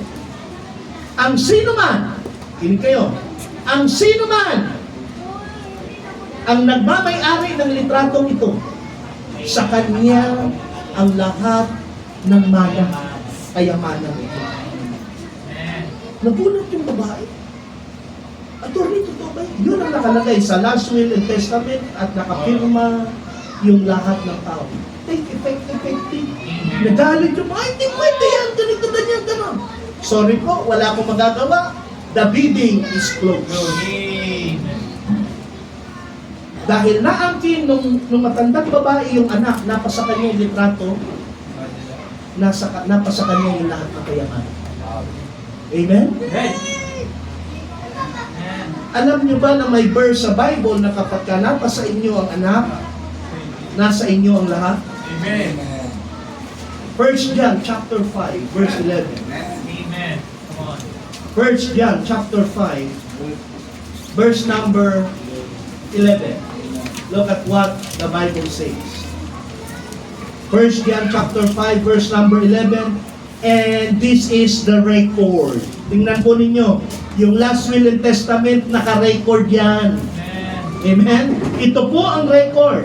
And this is the record that God has given to us eternal life. Amen. When you have eternal life, you have everything. Amen. And this life is in His Son. At itong buhay na ito na sa kanyang anak. He that had the Son hath life, and he that hath the Son of God hath not life. Sino man ang nagmamay-ari sa anak, siya ay may buhay. Sino man ang hindi nagmamay-ari sa anak, ibig sabihin yung hindi tumanggap sa anak, wala siyang buhay. Amen. Look at verse 13. These things have I written unto you. Itong mga bagay na ito ay sinusulat ko. Nakasulat ang last will and testament natin, itong Bible. That you may believe on the name of the Son of God. That you may know that you have eternal life. Amen. Pananampalataya, maniwala tayo ang kinin natin ng anak, ang kinin natin si Kristo, tanggapin natin siya bilang Panginoon at tagapagligtas at mapapasayo ang buhay na walang hanggan, ang presensya ng Diyos, at tayo'y makakasama niya hanggang magpakailanman. Amen. Amen. Tayo pong lahat ay yumuko, umikit po tayo para po ito sa maikling invitation para po sa ating mga bisita. I hope at umaasa kami na naunawaan ninyo at umaasa kami na hindi po ninyo tatanggihan ang ating Panginoong Jesucristo sa Kanya pong alok sa bawat isa sa atin. Ang Kanya pong ibinibigay sa atin, naway huwag tanggihan ng ating pong mga bisita. Habang nakapikit po ang lahat, tayo po'y manalangin. Ama namin Diyos, salamat po sa iyong pagpapala sa natapos pong preaching o sermon this morning. Salamat po sa anniversary na ito na ginamit mo po. At iyo pong pagpalain pagpatuloy, magbibigay po ako, Panginoon, ng konting invitation kung sino po ang tatanggap sa inyo upang maging anak ng Diyos, upang mapasama sa last will and testament, mapasama ang kanyang pangalan doon sa aklat ng buhay. Habang nakapikit po ang bawat isang mga bisita at mga kapatiran, ako po'y magtatanong, kaibigan, aming minamahal na bisita, gusto mo bang tanggapin ang Panginoong Jesucristo? Gusto mo bang tanggapin siya bilang tagapagligtas mo sa mga oras na ito? Gusto mo bang mapatawad sa iyong mga kasalanan? Gusto mo bang mapunta ng langit? Handa mo ba siyang tanggapin? Pakitaas lang po ang iyong kanang kamay. Amen. Meron po sa likod, isa. Meron pa ba? Dalawa. Meron po. Tatlo na po. Meron pa po bang pang-apat? Gusto mong tanggapin ang Panginoon bilang tagapagligtas upang mapasayo ang kaharian ng Diyos? Meron pa po ba? May pang-apat pa ba? Wala na po?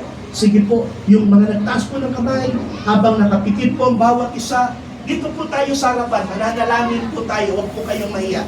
Kung gusto niyong tanggapin ang Panginoon, tinatanggap po ninyo, mananalangin po ako sa gitna. Dali po, sige po, huwag po kayong mahiya.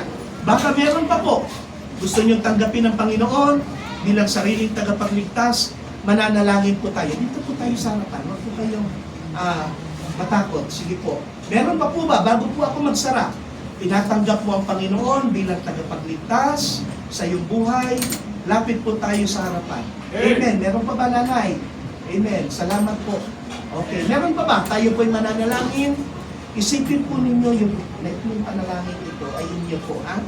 Isipin po ninyo. Ngayon, yung lahat ko pong sasabihin, bigkasin din po ninyo ng malakas sa inyong kinatatayuan po, ha?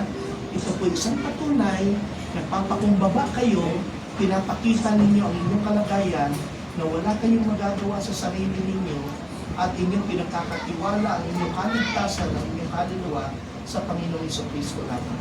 Sumunod po kayo sa isang panalangin na sasabihin ko at isipin ninyo na inyo ito. Guide lang po ako, ha? Ama naming Diyos na nasa langit. Salamat po sa oras na ito.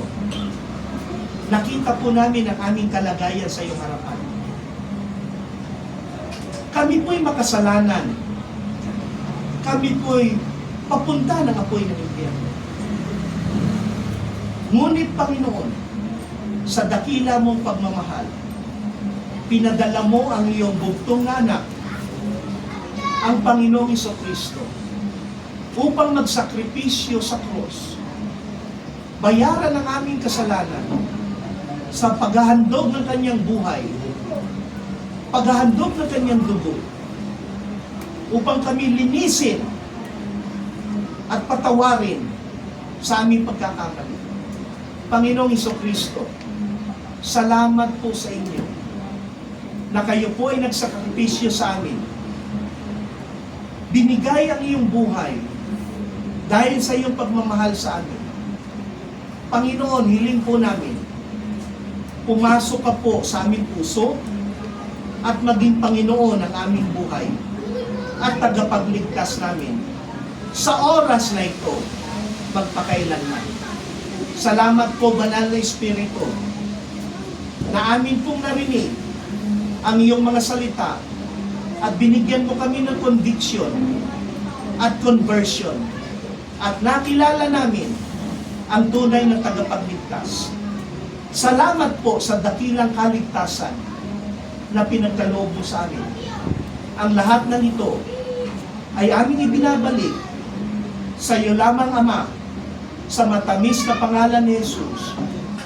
Amen at amen. Magandang umaga po sa inyo lahat. Pastor, baka may dadagdag pa po kayo? Sige po, kaupo na po kayo. Tama po ang inyong naging desisyon sa langalan na po. Amen.